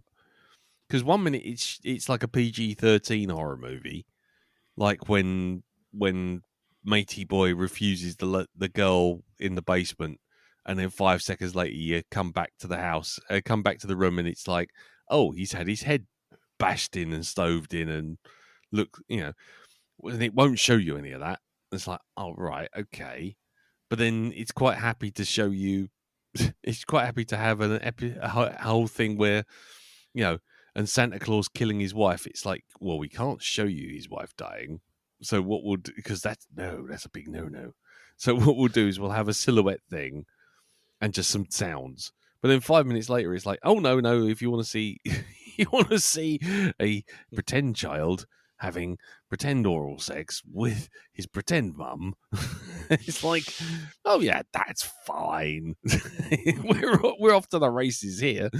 And then 5 minutes later, it's another one. It's like, next minute it's like, oh, and here's Santa smacking a tiny elf through the head with a staff, and it's like, pick a lane. Either you're a gorefest, shocking and trying to scare everyone up with some scares and shocks, and Krampus yanking children out into the snow with.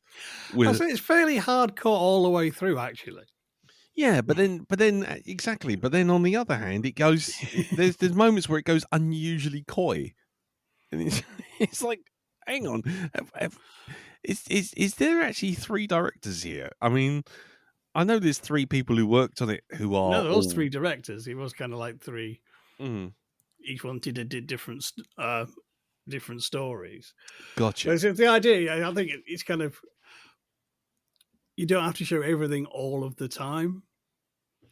No, admittedly. And some things are kind of, with the death of his wife, it doesn't show you sort of that, because then you sort of cut to real life. And it is kind of, sometimes what you don't see is worse. Yeah. Oh God. Yeah. I mean, for years on the podcast, I've been saying that with things like Halloween and stuff like that, and Paranormal Activity and all those kind of things. Where you don't. I think this kind of, it's just trying. I think it's just trying to strike a balance between kind of there's enough gore for people who want that sort of horror. There's enough sort of creepy stuff for people who like that sort of horror. There's a lot of like just silly stuff for people who just want to have a laugh. Yeah. And it's just it's just like it's like a big, like a Christmas selection box of different sorts of horror stories. Yeah, that's fair. I mean, that's cool. I mean, I think for me that just becomes overemphasized when you've got the slightly uneven nature of the stories. As you say, there's never a portmanteau where all the stories hit. And then you chop them up. They're all actually fairly dark and have their moments of the quite kind of, ooh, that's quite bad. There's all little bits that are sort of funny as well, but they all have sort of the dark moments. Yeah. The only one bit that made me jump was actually the bit with the detective in the school finding the corpses, and then he turns around, and as he turns around, the girl's body falls out the ceiling. And it's just like, oh yeah, that made me jump as well. I literally threw my tea across the sofa. It was like, you fucker. I had to pause it. Luckily, I was watching it on Plex, so there was at least another 15 fucking adverts before I had to get to the rest of it. So I had plenty of time to mop up. But yeah, I think I know. I take your point, Jim. You don't have to see everything all the time at once. But I think the problem is, it's also if you weren't watching it on Plex with adverts all the time, it probably wouldn't seem as uneven and disjointed. No, well, I like I say, in fairness to the film, I did actually watch it on Plex for the first 20 minutes, and I was just like, "Oh, I'm sick of this. I've got to stop it." And then that's when I looked it up again on Amazon and actually found that I had to type in the Y at the end of story to get it to finally fucking appear. But yeah, and then I watched the rest of it on Amazon. Yeah, I think yeah, the choppy nature of it was emphasized by ads, which doesn't help. So I'll take that criticism on the chin. But yeah, I guess it's what bits of the film affect you personally. So it's like for me, gore never really trumps as a scare tactic over atmosphere. Well, so I guess this has some very good, really good creepy moments. Yeah. Darren's mentioned one scene when you see the reflection of the changeling. Oh God, yeah. There's another brilliant shot where the kid is standing in silhouette in the kitchen doorway, and you see the glowing eyes. But then there's just a little blink. Yeah. Yeah. And that's kind of that as an image with the glowing eyes, that's good. But the blink sells it, puts it to another level. You know what I mean? It's kind of, oh. Yeah. There's another good one in the basement where I can't remember the camera on the sound guy. Yeah. He steps out into the corridor and you can see the ghost girl behind him. And That's he right. sort of turns around, goes back in the room, and she's gone. Yeah, that was. How did you do that? That was such. I was going to say I went back over that twice to see that shot because that was one of those. Oh, that's good. That's really good. Really nicely done. And I thought, is it green screen? And I thought, no, because he's not got any fringing on him. Is it CGI? Is she not there? Is it just a split screen digital? And it's like, possibly. And then there was another. Then it suddenly dawned on me that you can't see the floor. And if you look, and I don't know if this is genuinely how they did it, but when he goes in front of the camera and goes in front between you and her, he goes right up to the camera. The camera's locked off, and you can't see the floor. So she literally does the old trick that they do to fool dogs. You know, when you throw the blanket up. Oh and yes, yeah. So that's essentially it's that joke. It's that gag. She's literally standing right behind him, and as soon as he fills the screen, she must have just dropped to the ground and just gone off on her hands and knees out of the shot. Because usually what happens with a split screen, you can usually tell because there's usually particles or something like that you can't get rid of, or you need a lot of money to get rid of, or there's other things like sort of like a fringe around the edge of where if someone's got a traveling mat for the side of his head, so that his head is the edge of where the two pieces of footage meet. But there was nothing, or either that, or someone did a traveling mat that was very, very accurate. In which case, hats off to you, because that was very well done. I was like, "Oh, that's nice." And it was only when I realised that this camera was so locked off and you couldn't see the floor, it was like, oh, I got you. I know where this has gone. It's very good, but it's so well framed and so well shot. I was just like, "Oh, that's good." Sometimes simple ingenuity is all you need. Don't show the floor. Don't show the floor. Lock the camera off and just slide out when the guy's in front of the camera. Well done. Excuse me. Anyway, back to the story. Did anyone realize old Stormy Norman was Santa Claus from the start? Well, I thought, they've used the same actor in this part as they have with the bit that we've just seen. Yeah. So I didn't realise that the siege that William Shatner kept reporting on every once in a while was actually where Stormy Norman would be dishing out the punishment, as it were. Yeah. Yeah. I mean, did you like that particular story, Dal? I mean, did you like Shatner in this? I thought Shatner was all right in this, yeah. Yeah? I thought there was no hint of, parody Shatner. in there at all, Parody where he's Shatner. talking about radio and everything else. I love Christmas. And do like, did you see that? Do you know who saw that? Jesus saw Jesus saw that. And his dad, Santa. Yeah.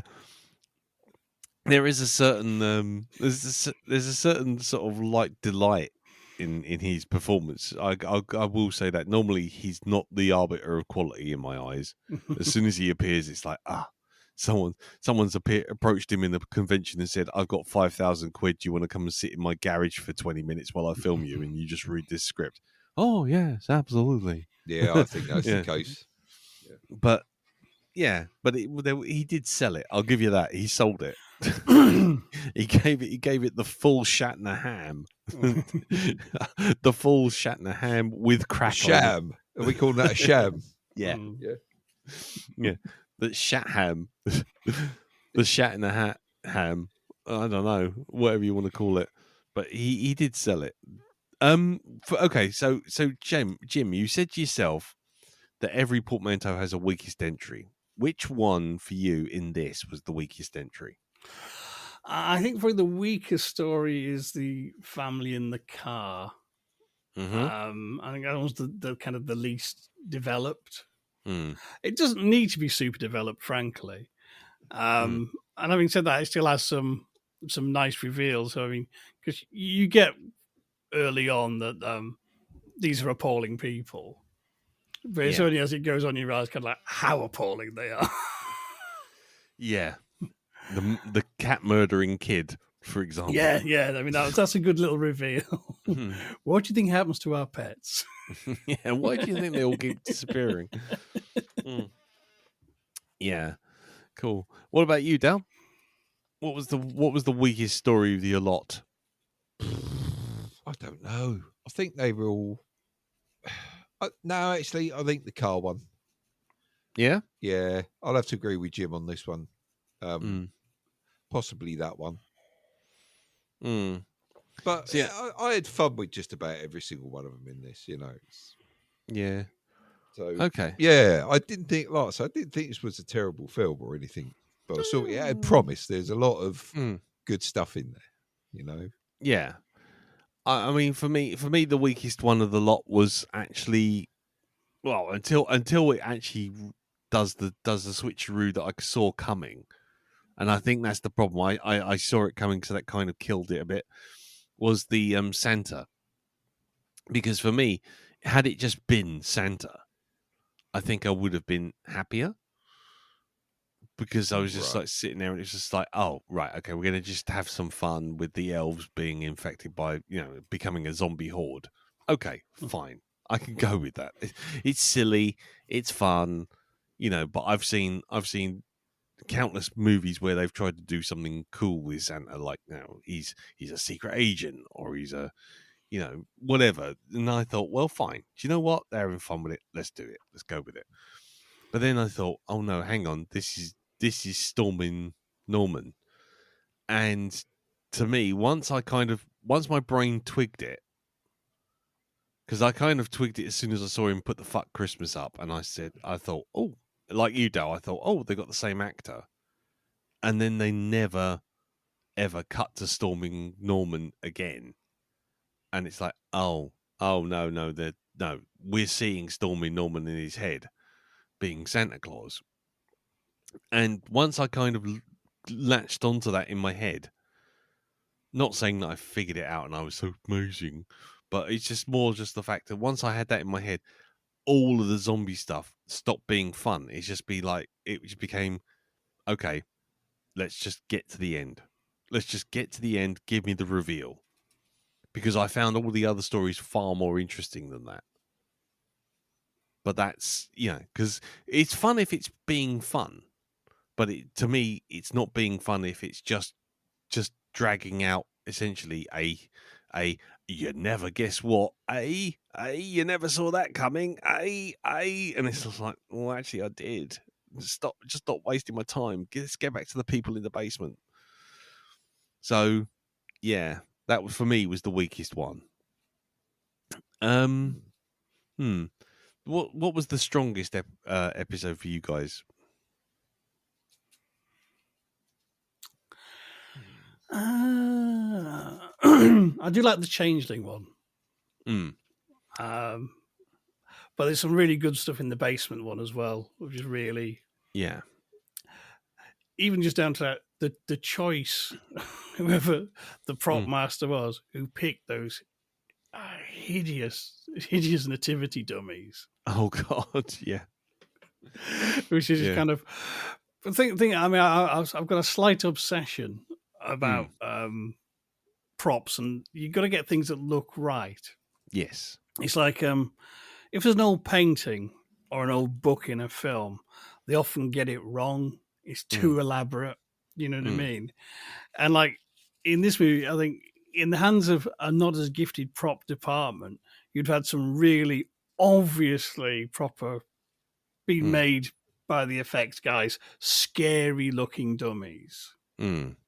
Whereas these ones actually just look they look like an authentic kind of cobbled together sort of thing, not dissimilar to things I've seen in some tackier like Christmas displays in real shops, you know what I mean, where they've dressed up kind of, you know, a motley collection of dummies they've created from other things and, you know, stuck beards on them and the headdresses and stuff like this. And they just nail that look and you end up with something that is genuinely kind of like really creepy rather than trying to be creepy. Yeah. You know what I mean? Because they're not trying to look scary, but actually in the context of that dark cellar and they're all just looming out the dark. Yeah. Kind of, it's fuck off. And that camel, doubly fuck off. Yeah. You know what I mean? Yeah, definitely. I'll go along with that. What about you, Dal? Man,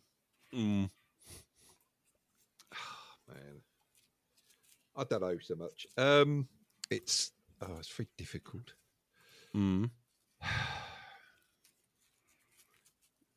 Wow. Because we had the. I mean, okay. Well, while you're thinking, because you seem to be, you're not playing that bloody Warhammer film, are you? No, not at all. Not at all. Retribution to the Xenos. No, sorry, not at all. No. What do we think, Jim? What do we think? He sounded distinctly distracted to me. Has Mass Effect loaded yet? Yeah, I was going to say that £3 Mass Effect downloaded yet. It's 140. I haven't unloaded effect. Oh, it. Paul. 170 gigs worth coming down his pipe. Yep. Oh, madam. Coming down my pipe. Euphemism. Okay. I was going to say, well, while I was waiting for you, I was going to say the one for me that was the most satisfying was the Changeling one, simply because it had a beginning, middle, end, and it made sense for the conclusion as well. Because at that point, you're like, I understand how it all ends, and it ends properly. Unlike the fucking Krampus one, where she's like, I've suddenly got angry, I've let the spirit of Krampus in, the end. It's like, oh, all right then. That's your big twist, is it? It's like, yeah. So no, I really dug the Changeling one. In fact, that felt like something that was a movie just waiting to happen, but they didn't have enough money or enough material to pad it right out. So to me, that was... Well, if one of that story just works at that length, I'm not sure you could... It'd be tempting to do a movie version. I don't think it'd work as well. No. Yeah. Well. I mean, it's almost the Twilight Zone episode just waiting to happen, isn't it? Really. That's probably about as far as you could stretch it, 45 minutes. But I don't. Yeah. It's only about 15, 20 in the film, isn't it? Something like that, yeah. Yeah. Cool. All right then. Dow, have you got round to which one? Yeah, I don't know what I could class as my favourite. Did you like just watching Shatner? Shatner, yes. All right, we'll say the Shatner bits. There we go. The Shatner bits. The Shatner bits. I liked watching the I Shat. those. I like watching him shat himself. Yes, exactly. Undrunk du Shat. Yes. Yep. Right. Cool. Right. We're coming up for midnight, so I feel like we're getting towards the end. Has anyone got anything they would like to bring up? Jim, would you like to bring up a little something just to really push home how much you like this film, or anything you'd like to add that we haven't covered? Well, so I said, the first time I watched it, I was kind of, that was quite fun. And then I think it was a couple of Christmas, so I should watch that again. And I think it is a film that, because there's lots of little things. It's like I didn't pick up that Shatner's the Christmas card is the student was murdered the previous year. Yeah, I didn't realise that. There's lots of just little things. I say there's things that kind of where the stories sort of bounce off each other, kind of not so much in like a narrative way, but sort of thematically. And there's lots of things actually even in the Shatner stuff. There's a couple of moments where he's actually, you know what I mean? He puts in a very good performance for Shatner. I mean, you know what I mean? Yeah, I was going to say you'd have to qualify. You know what I mean? There's a couple, like when the siege breaks, the first report is we don't know what's happening. Then when he's got more details, you can see he's upset and he's like, why is this happening again? And he's not doing the sort of comedy drunk DJ. You know what I mean? There's that proper performance there. Yeah. And so there's lots of little things. And it's kind of it's grown on me the more I do it. It is kind of, every year I do, not every year, but most years it will go on at some point in the Christmas period, and it is a lot of fun. And one thing I will say, it doesn't cheat you on the poster. No. Because that poster has Santa toe-to-toe with Krampus, and you get to see Santa fight Krampus. That's very true, because that's always been my rule with these kind of movies, especially the cheaper end of the scale. You go, if there's a monster on the cover, it's not appearing in the film, or if it does, it's not going to look like that. Sir not appearing in this film, isn't it? Very much so. Very much so. It's like, oh, did you like the look of that monster? Well, tough fucking shit. We got your money. Piss off.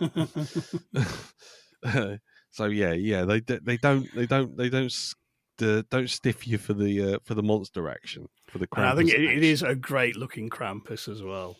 I can't remember seeing many Krampus movies apart from the ones we reviewed on here. Oh god, there's some fuck awful shitty ones out there. I can only imagine. But no, I mean it's just kind of it is drawn from the original things, but it's not normally pictured as white. He's normally Blackbird, but in this it really makes sense for it to be this white snowy creature. And yes, it was one of those good old practical effects as well. Yes, a really good old fashioned makeup job. Yeah, definitely. Yeah, you can't argue with the makeup. That's for sure. It looks good. Did anybody like the tune at the beginning? I know it's like a famous. Oh yes, yeah. The I really like that mix. Bells. It's really good. Yeah, I really like that. Yeah. I'll be honest with you. I didn't register with me. As soon as I heard "Carol of the Bells," I just thought, "Oh well, I've heard that before," and that was it. My brain just kind of switched off. I'm not really a Christmas music-y type kind of guy. Apart from don't play Last Christmas at me, for fuck's sake. That's about it, really. That's about my entire extension of that, and don't play Simply Having a Wonderful Christmas Time. If I don't hear either of those, I'm quite happy for the rest of my life. Yeah, I didn't really register, unfortunately. I wish I'd listened to it a bit better, but by that point I was so frustrated having to download fucking Plex. I was just like, God, just put the fucking film on. So anyway, Jim, is there anything else or anything you want to add? No, I will leave it there. Okay, as cool. It's past midnight. Yeah, and if we feed you now, who knows what's going to happen. What about you, Dal? Anything else you wish to add? No, I think it's about it, really. Unless, of course, you want to talk some more about, mummy fiddling. No, I can't. You know what? That's not a subject. I mean, it might be surprising to you, but it's not a subject that I've actually got much to say about. Apart from, no, You surprised me. Jesus. I mean, I did it. I was expecting a full blown sort of like, oh my god, no, oh, where the hell, what the fuck, sort of thing. But Yeah, no, it's it's got callers on. It's like I watched that and I thought this is going to put me on a special list, isn't it? This is what I'm going on now. Amazon Prime detects this. You've watched this film and you sat through that scene. There you go. The local constabulary would like a word. Exactly. It measures how many times you rewound it as well. Did you put it on slow play? That kind of thing. Do you have a full collection of Jim Will Fix It? Yeah. Indeed. Right. Okay, well, we'll leave it there then. Right, okay. Well, personally, my last thoughts are it's an interesting film. I wouldn't put off anyone seeing it because it's fun. It is definitely fun in that sort of creep show horror kind of portmanteau vibe thing. However, like I say, your mileage may vary on how much you're willing to put up with the sort of attempting to be Pulp Fiction chomping around the narrative. But, you know, as you rightly point out, Jim, Plex could have been the main culprit for my feeling about that. I might have to watch it again next Christmas. So, we'll leave it there. If anybody else has seen this film and has any feedback, by all means, follow the usual routes in.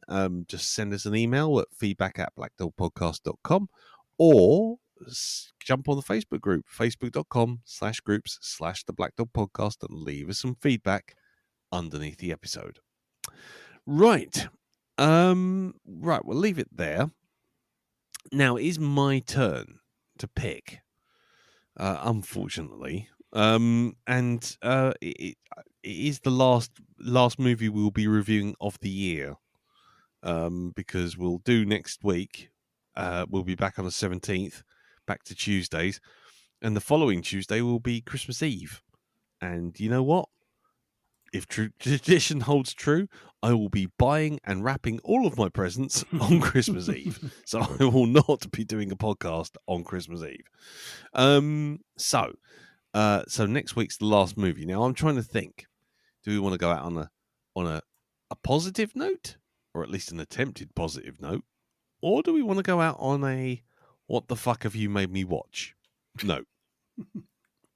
It's as simple as that. I'm giving you the option.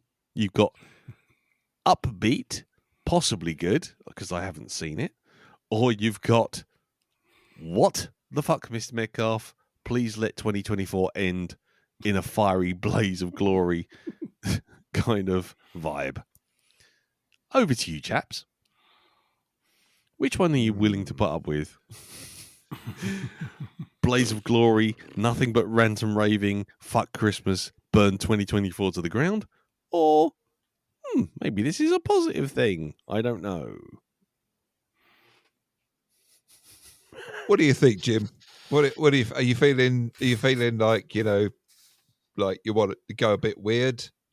Because we'll go for the really shit one, or do we go out on a high? Well, last time we did that, we ended up give my regards to Broad Street. Yes, yes, you did. Yes, Nature you did. abhors a vacuum. Yes, So you did. Maybe go for the unknown quantity.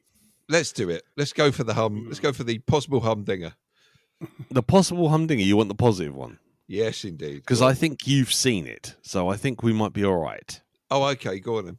Okay, so the positive Batman one. Fucking ninja, innit? Absolutely, Batman. Ah! Ninja. It's Batman Ninja 2, Electric Boogaloo. I swore off the U571 you'd never get me again. No. Oh, if we're going out on a more positive note, and I stress that I have not seen this film, so I have no idea. I just like the concept, and I know that you spoke about this movie when you saw it rather back last year or the year before, probably the year before actually. Okay. Was I generally positive about it, or vaguely, yes. okay? Yeah. It is a Christmas movie. Okay. I I think I know which one this is. Yeah, and carry on. it involves an actor it's recently become quite famous, David Harbour. Oh yes. Oh.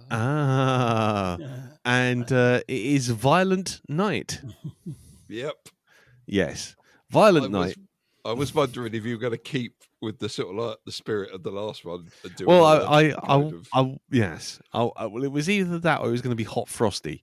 So, so you skip. Sounds like another fucking niche exotic movie, shall we say? Mate, seriously, Hot Frosty is the thing on Netflix at the moment that everyone's freaking out about because it is about a snowman who comes to life, and the lady who makes him come to life wants to basically bang his brains out, but he has the brain of a 3-year-old. Oh, God's sake, mate, come on. So anyway, was our experiences in this last one? I mean, with the thing with the I know. It's a Hallmark movie, so they aren't thinking about it in the same way as we would have done. Woman comes from the big city, comes back to a local town because she misses a local town, and meets the man with the 3-year-old brain that she hasn't seen since high school, who's working in a Christmas tree farm. And he's working there because the old people that used to run it can't run it anymore. So he thought he'd help them try and keep it alive. But apparently this big city developer is going to come in and take over and demolish the place and turn it into a supermarket, right? And then you find out, of course, that the big city developer is actually the boyfriend of the girl who's come back to the place. And she's like, I don't love him anymore. Come on, let's try and save the farm. And they do it, and then he asks her to marry her, and everybody's happy. And it's just before Christmas. Are you all right? That's the Hallmark formula. Yeah. That's the Hallmark formula. That entire what I've just said there is every Hallmark movie at Christmas. Every single one. Okay. Even the new Lindsay Lohan one follows that fucking trajectory as well. Well, how about this?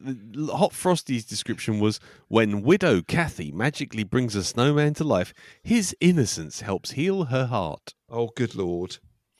Including the unwritten subtext of the fact of the fact that she's got a frozen boiler, and he magically repairs it.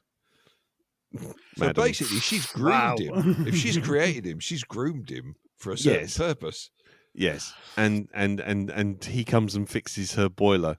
I bet he her comes going and fixes her boiler. Yes. Gets her going again. And that's the thing. It's that kind of blindly stupid, brain dead lack of understanding about subtext that made me think, oh, that would be one for us. but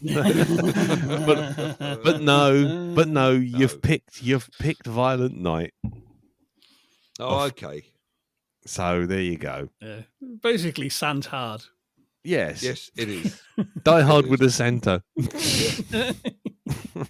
So we'll be doing that instead. So yes, ladies and gentlemen, join us next week for the last of the episodes of the year, as we review Violent Night. And so that's that. Before we go, we need to have a phrase that pays to prove that you've made it all the way to the end of this nonsense. What do we think? What are we thinking? I'm thinking Doritos. I didn't say Oriental. I don't know what's offensive. You tell me. Oh, Can't God. people go 5 minutes without Googling something? Yeah. Well, yeah, there you go. I didn't know it was offensive. There you go. That's the caption. I didn't know it was offensive. I didn't know it was offensive. Yeah, I didn't know it was offensive. Go do that. Go put that on a caption somewhere on the Facebook group. I didn't know it was offensive. I didn't know it was offensive. What a famous quote from Jim Davidson. Yes. Well, actually, it's probably one that could have been the caption for this entire podcast. We could have called it "I didn't know it was offensive." Exactly. But there you go. But we'll learn from this, and we'll grow as individuals as well. We will, because we will realise learn our mistake and grow. We will learn and grow. with Yeah. all your thoughts and prayers. Stir and whisk, stir and whisk. Learn and grow, learn and grow. Learn and grow. Anyway, so with that, we'll leave it there. So, Jim, Yes. do you want to tell us a little bit what's going on hypnagoria.com? Well, currently we're getting towards the 12th, yes, definitely the halfway Yep. mark in my advent calendar history of Christmas horror movies. Mm-hmm. Probably just going up roundabout now is the next of our Box of Lights commentaries. Mm-hmm. And there'll be another Christmas commentary club towards the end of the week in which we look at Die Hard. Die Wonderful. hard, and yes. so begins the endless conversation. Is it a Christmas movie, or is it just a movie set at Christmas? Don't fucking care. It's my tradition. It's Christmas. Fuck off. Yep. Because you if you're going to apply that kind of logic to it, you can also apply that same kind of logic to It's a Wonderful Life. Yep. Yep. Exactly. Don't get me started. I'm willing to pull. I'm coming to a knife fight with a fucking gun. Right? Okay. This is it. Yep. That's it. Yeah. Once you start pulling on that thread. Oh yeah. So what's it going to be? Huh? What's it going to be? Are we going to have Die Hard as a Christmas movie? Huh? Or are we going to have take a closer look at It's a Wonderful Life? And whether that's a Christmas movie, shall we? Yeah. Mm-hmm. Yep. Let's not go there. Let's not go there. I'm willing. Mm-hmm. I will go there. Scorched I will. earth. Yep. I will pull that pin. Yep. I'll take you all with me. Yep. Anyway, so that's over at hypnagoria.com, Gene. It is indeed. Lovely. There you go. Not Darren pulling a pin on It's a Wonderful Life. No. And just to fill out the blanks, Elton's feed stuff is Rogue 2 Media, which you can find the Grand Prix podcast, in which case over at rogue2media.com. Grand Prix podcast has just covered the Abu Dhabi Formula One last week, so that's on there now. He says, I'm definitely subscribing. Honestly, I'm not really just reading this straight off the website. And also just dropped last week is his review with Andy on the Band of Brothers podcast of Tora Tora Tora. There you go. Oh, blimey. There you go. See, so it is an hour. Tora. Mm. 3 packets of Suet mix. Yeah. We're making steak and kidney puddings this week, children. Yeah. Suet. And you don't need to have seen Tora or Tora Tora to enjoy that movie. No. Yeah. James Cameron's Toras. Just put a $sign on the end. Anyway, right. Cool. Okay. So that's all over at rogue2media.com. So, we'll leave that there. Right. So, you can't find me anywhere else apart from on here or on Blue Sky at cartoonbeardy.bsky.social, where I basically seem to be doing lots and lots of drawing and talking more and more to people in the art community and generally being a bit geeky and just ignoring the world while I sketch pictures. Yeah, so follow me if you like. Don't if you don't. The Black Dog Facebook group, the Black Dog Blue Sky is now officially dead. I'm going to shut that down next week because I ain't taking care of that. It's just sitting there gathering dust. So yeah, move over to Cartoon Beardy if you're following only the Black Dog podcast because it won't be there for much longer. And that's that. Dow, are you anywhere? Just at home, mate. Yep. There you go. Brilliant. There you go. That's fantastic. In which case, we shall leave it there. Thank you all for listening. Thank you, Jim. Thank you, Darren. No problem. Thank you, Imaginary Elton, wherever you might be right now. And yes, and we shall see you all next week for Violent Night. And that will be our last episode of the year. So, until then, take care. Tatty bye. Bye-bye. Bye-bye. Tell her. There's a voice that keeps on calling me. Down the road, it's where I'll always be. Every stop I make a new friend. Can't stay for long, just turn around and I'm gone again. Maybe tomorrow I'll wanna settle down. Until tomorrow, I'll just keep moving on. I already came for a kebab.